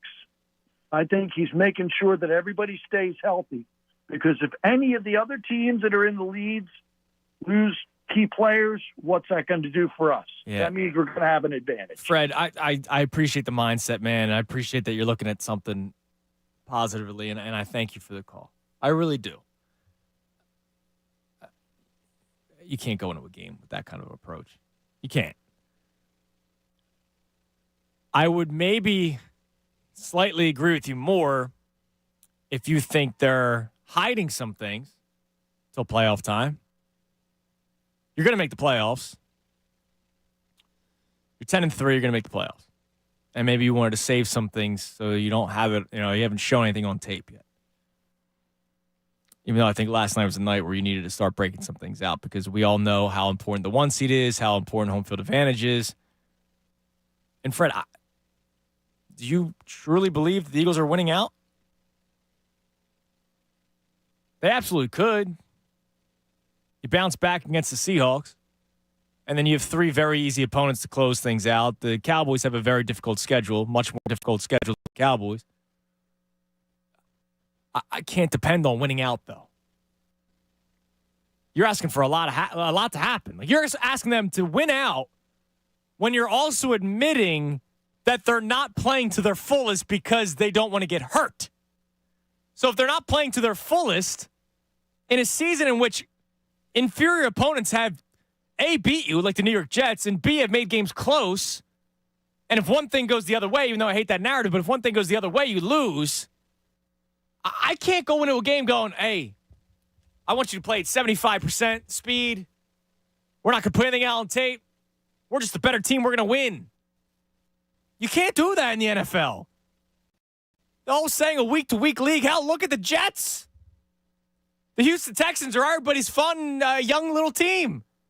The Jets put up a 30 spot. They won 30-6. You don't think there were some Texans players in the back of their mind going, Zach Wilson? You agreed to play? All right, we got this. You got beat the hell up. Zach Wilson throws for over 300 yards. You can't take any opponent lightly. And I love that Fred's in a good spot mentally with this. That's great. Good for you, man. I am happy. Kind of want what you're drinking or smoking, though. Because you can't go into a game like that. Or you wouldn't be playing guys as much as you are. Like, they did run Jaylen Hurts yesterday. Kevin Byard played 100% of the snaps yesterday. If you're trying to rest these guys, you would play them all maybe 3 quarters instead of 100%. Hassan Reddick played 75% of the snaps yesterday. They can't even rotate him out all that much. I don't think it's the right way. And if that is what the Eagles are doing, then that's wrong. They shouldn't be doing that. I just don't think that's what they're doing. No. Especially if his message is, Sirianni's telling Hurts to be careful. That fumble could have been avoided if he went down. If he slid. If he, it's like, okay, you picked it up. Okay, stop. Okay, now ball out. Like, that's something to me, if that was truly, if we're walking down Fred's world, that he would not have continued running that football there. And they wouldn't have run with him as many times. Like, they can't have that mentality. I shy away from your thought even with the not putting stuff on tape. Like, I don't think that's the way you can operate. I know. Especially at this stage of the season where you're fighting for big picture stuff, which is 1 seeds. You're now behind the Cowboys.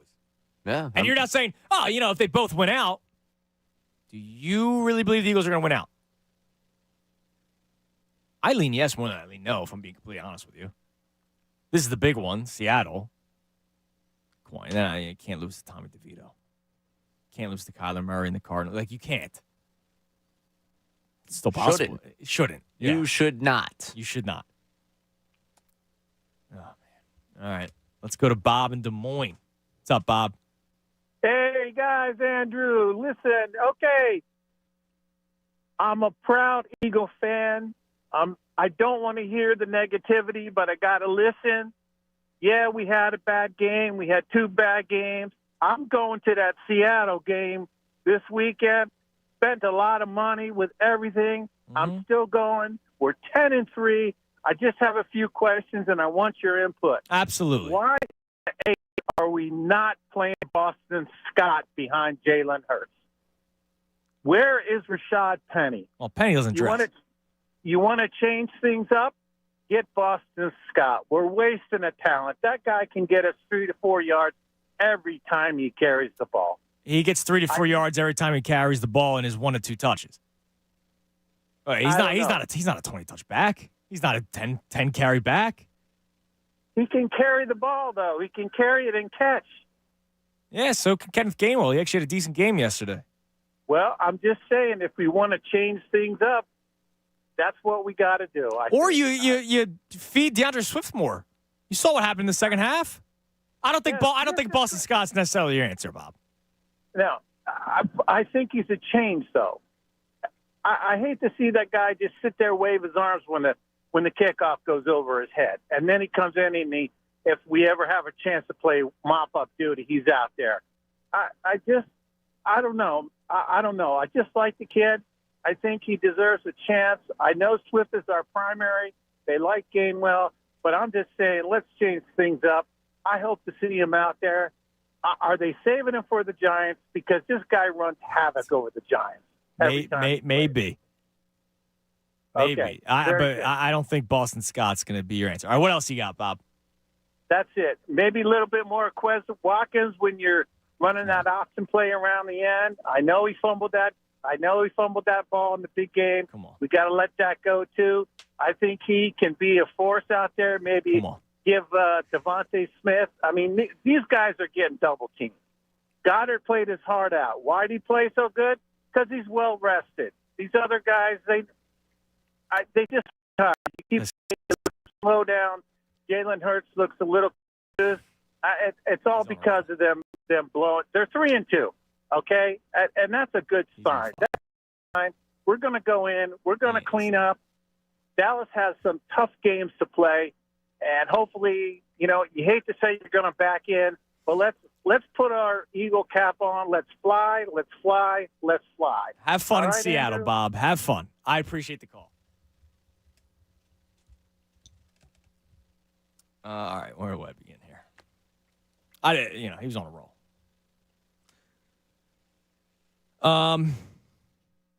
No, and no. So Boston Scott, you want to give more touches? All right. Boston Scott got three touches. He played 3 snaps yesterday, 3 carries, 9 yards. All right. So he averaged 3 yards a carry. Boston Scott, I like the guy. No problem with him. We've seen him have some big games. He's not your savior. Rashad Penny's not playing for a reason. Quez Watkins might stink. It's not that he just dropped the ball, and it's not that he fumbled against the Commanders. Earlier this year, he caught a pass where if he cut up field, he might score a touchdown. He ran right into the defender. Remember Serianni freaking out on the sideline? You're telling me, Bob, that you want to give Devontae Smith some rest. So what? Not going to play him all that much, or are you going to sit him for a week? And Quez Watkins is going to take snaps. This is why guys don't get on the field, okay? There are reasons why. I don't want to be mean. He's excited. He's going to Seattle. Putting a lot of money down. Look, that's no joke, that travel and then the extra day because of the flex. I give you a lot of credit for doing it. I love that he's got his Eagles cap on. He's excited for a road game. You know, he's in Des Moines. It's not like he's down South Philly going to games every. So I want to rain on his parade. But I think it's asinine to think that Boston Scott, Rashad Penny, and Quez Watkins will save the season for the Eagles. You have anything else to say, Ray? I think our caller earlier said if you got nothing nice, don't say anything at all. Yeah. I just, I'm excited for Bob to go to Seattle. He sounded like a really nice guy. Well, dude. Swell. You know? I just, No. The word you're looking for there is no. No to all of them. No. Let's go back to the phones. Let's talk to Kevin in the Northeast. Hello, Kevin. How you doing today? What's up, Kevin? I know those last. I mean, I'm not an Eagle fan. They know I'm a Cowboy fan. But those last two callers, resting players in the game so they don't get injured, and Boston Scott, those two calls just blew my mind. I don't know. That's not the answer. Yeah, like here's the deal. I would rather just go toe-to-toe with you and try to fight a battle for the Eagles, even though your team boat raced us yesterday. But, I don't have the energy after those last two calls. I honestly don't think that. I mean, the Niners, that game you guys played against them, that wasn't even close. The game against, a couple plays here and there, and that's a tight game last night. And Jay is handling the ball a lot, so he's going to fumble the ball more. He's doing RPOs. It happens when you're a running quarterback like that. You can't blame him for trying to win the game, but that game you guys. It was in a major spot yesterday. Like that can't happen because you guys are up 7-0. He makes that fumble, and then you go downfield. For the Eagles' sake, it was fortunate that it was only 3 points, but it didn't matter in the long run. 3 points yesterday. Last year we wouldn't have made a field goal. At least we got a kicker now, so that's a good thing, Yeah. But that game last night from you guys. I'm a Cowboy fan. I'm 50 years old.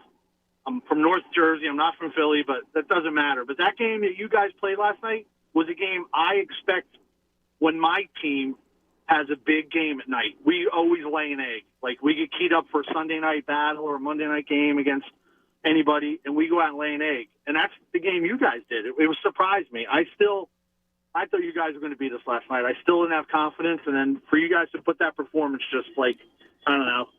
It's not something that comes from the Eagles normally. It doesn't. That's why earlier in the show, and thanks for the call, Kevin. I just, I can't let the Cowboys fan on too long. Earlier, I talked about the whole gold standard thing. Like, the Eagles still are one of the more successful franchises since 2000. And part of that success has been culture inside the locker room, culture led by the coach, all that kind of stuff. And for the first time in a while, I'm questioning it. I brought up the game earlier. In 2019, now this year they went 9-7. Remember, they were 5-7. They had a 4-game winning streak and got to the playoffs. And one of those wins was against the Cowboys. For a lot of people.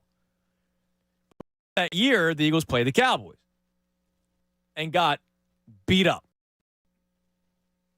This was the week after they got beat up by the Vikings. And I remember one of the big things was, all right, you got beat up by the Vikings. Now it's time for a big win. You got to go down to Dallas, take care of business. And they lost. And it really got into a conversation about culture and, the bones of that team. And, did Doug lose the locker room because this was a couple of years after the Super Bowl? Is Wentz not the guy? All that kind of. We had a million conversations after that loss to the Cowboys. That was the game where Doug said, we're going to go down to Dallas and beat them, all that kind of stuff. I haven't really questioned the culture since then. Yesterday makes you question it.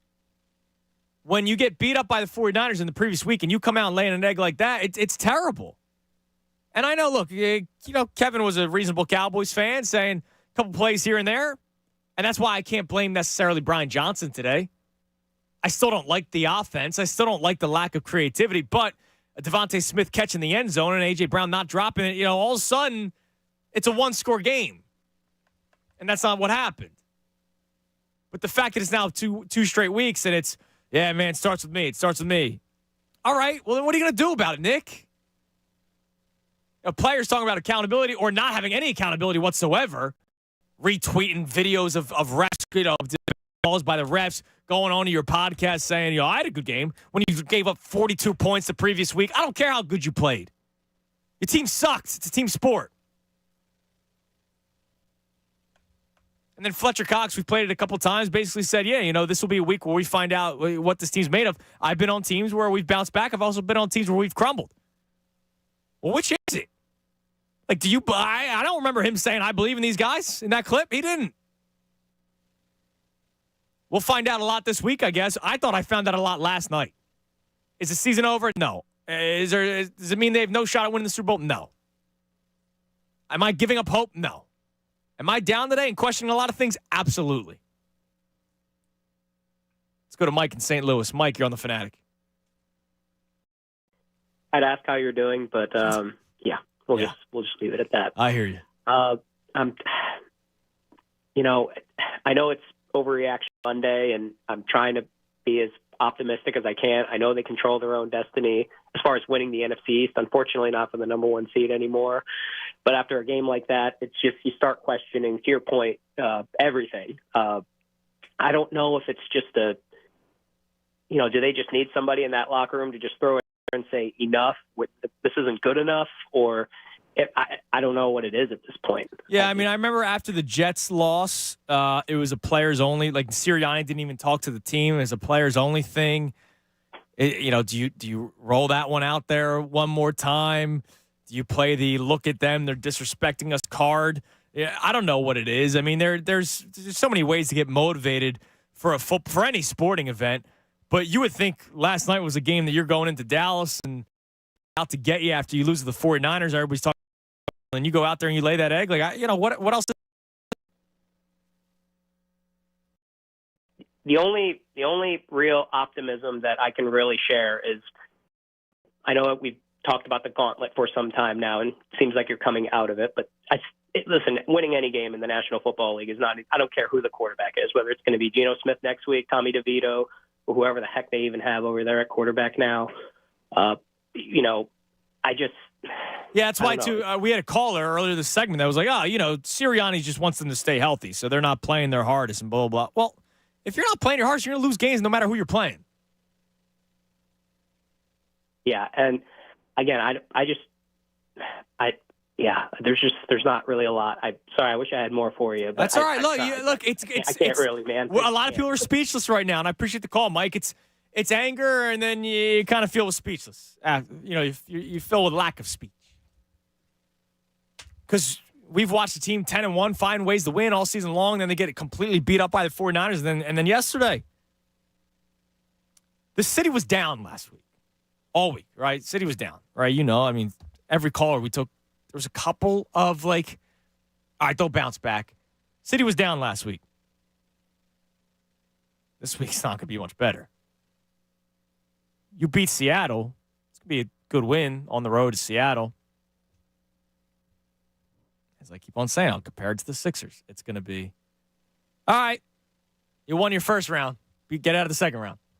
All right, you beat Seattle. Come playoff time, you have to beat those two teams that just beat you up in back-to-back weeks. It's going to be a long week, man. It's going to be a tough week. Longer by a day, too, thanks to the NFL. That's right. Yeah. Well, oh, man. All right. Yeah, that's right. All right, let's go to in the Northeast. Tega, you're on the Fanatic. Hey, how's it going, guys? How you doing? I just want to touch base on Darius. Yeah, I'm going to call him Darius because he has improved himself this year. He's been playing like he doesn't want to be out there on the field.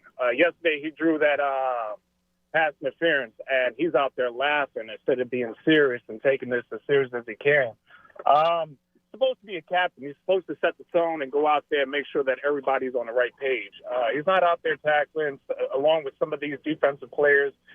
Yesterday, watching that game, main thing I've seen was Fletcher Cox and Jalen Carter, balling their butts off. Like, come on. As a defense, we all have to sit here, click together, and make sure that we're all on the same page.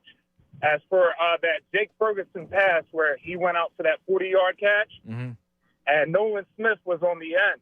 Why is Nolan Smith dropping back into coverage? And man, there was the replay where they showed it from the end zone view, and Nolan Smith looked like a deer in the headlights, exactly. man. Why are you dropping as a defensive end? You're supposed to and put pressure on that quarterback. Well, you do it sometimes to disguise looks. But he was nowhere near Jake Ferguson when that happened. Like, No. what are you doing? Well, it might have been. It might have also been zone coverage. I don't think he was playing man with Jake Ferguson. I would hope not. Yeah, Sidney Brown, I love his aggressiveness, but, you got to make these tackles. Come on. One thing that I can sit there and say is to the Eagles, go out and sign some Best Buy employees because apparently they can tackle some shoplifters better than we can tackle the opposing guy with the ball. I don't know what's going on. Watching these games lately, it's just I knew that eventually, coming down to these close calls at the end of the games was going to eventually bite us in the butt. And the last 2 weeks, it showed. Yeah, it's been a tough couple of weeks, and thanks for the call, Tega. Speaking of Darius Slay, he's responded to the photo of the fan. Mm-hmm. Now, to be fair, he actually had a decent game yesterday. The Slay coverage stats, did you see these? I did not. 4 targets, 0 receptions, 0 yards. Obviously, the big play was the pass interference, right? Which, to Tega's point, he was kind of laughing afterward. It was a bad call, but that didn't change the game, right? My biggest beef with Darius Slay was the response to Seth Joyner when he's like, "I played well. I led the team in tackles." It's a team game, and you're the captain. If he took to his podcast to respond to Seth and was like, we're out there playing hard, but I played well. Bro, your team gave up 42 points. It's like Russell Westbrook for the Oklahoma City Thunder. Guys averaged triple doubles, but they were losing. It's a team thing. But Darius Slay responded to the nitwit, by the way. Nitwit. There's a guy outside of NovaCare earlier today with 3 signs. One that said fire Sean Desai, no play Slay, and Bradbury. Those last 2 were on trash cans. Darius Slay quote tweeted it and said, "Y'all are tough for this one," with the laughing emojis. At least he's laughing. Hopefully actually laughing. Yeah. Is he laughing? I don't know. All right, that'll do it for today's show. Ursula and Corey, please hang. We got the best show ever coming your way. Spirited show. We'll be back at it tomorrow. It's not going to be fun. I told you a couple of times. I already know what we're doing tomorrow. It's an overreaction or Devil's Advocate Tuesday. You make the call when you call in. It's your choice. I'm sure there'll be more overreacting than Devil's Advocate, but we'll go back and forth a little bit tomorrow. Today sucked. Lick your wounds. And we'll be back at it tomorrow. Best show ever next, right here. 97.5 The Fanatic. Fanatic Sports Update. A disaster in Dallas. I'm Ray Dunn. This update is brought to you by Discover. Discover wants everyone to feel special with live 24/7 customer service. Learn more at discover.com/credit card. Limitations apply. Eagles got clobbered by the Cowboys 33-13. You can pick your problem out of this one, and plenty of blames go around. 3 lost fumbles, allowing nearly 400 yards of offense to the Cowboys. The Eagles' offense only scored 6 points of their own. Penalties on both sides of the football led to the second consecutive blowout loss for the Birds as they fall to 10-3 on the season, now 3-2 in this 6-game gauntlet that ends next week in Seattle against the Seahawks. The loss drops the Eagles from the number 1 seed in the NFC to a wild card team. That's 49ers now the number 1 seed, and the Cowboys right now with control of the NFC East. Sixers looking for their 3rd straight win tonight as they host the Wizards at 7 o'clock. You catch the live call of tonight's game right here on 97.5 The Fanatic, and the Flyers are off tonight, currently sitting in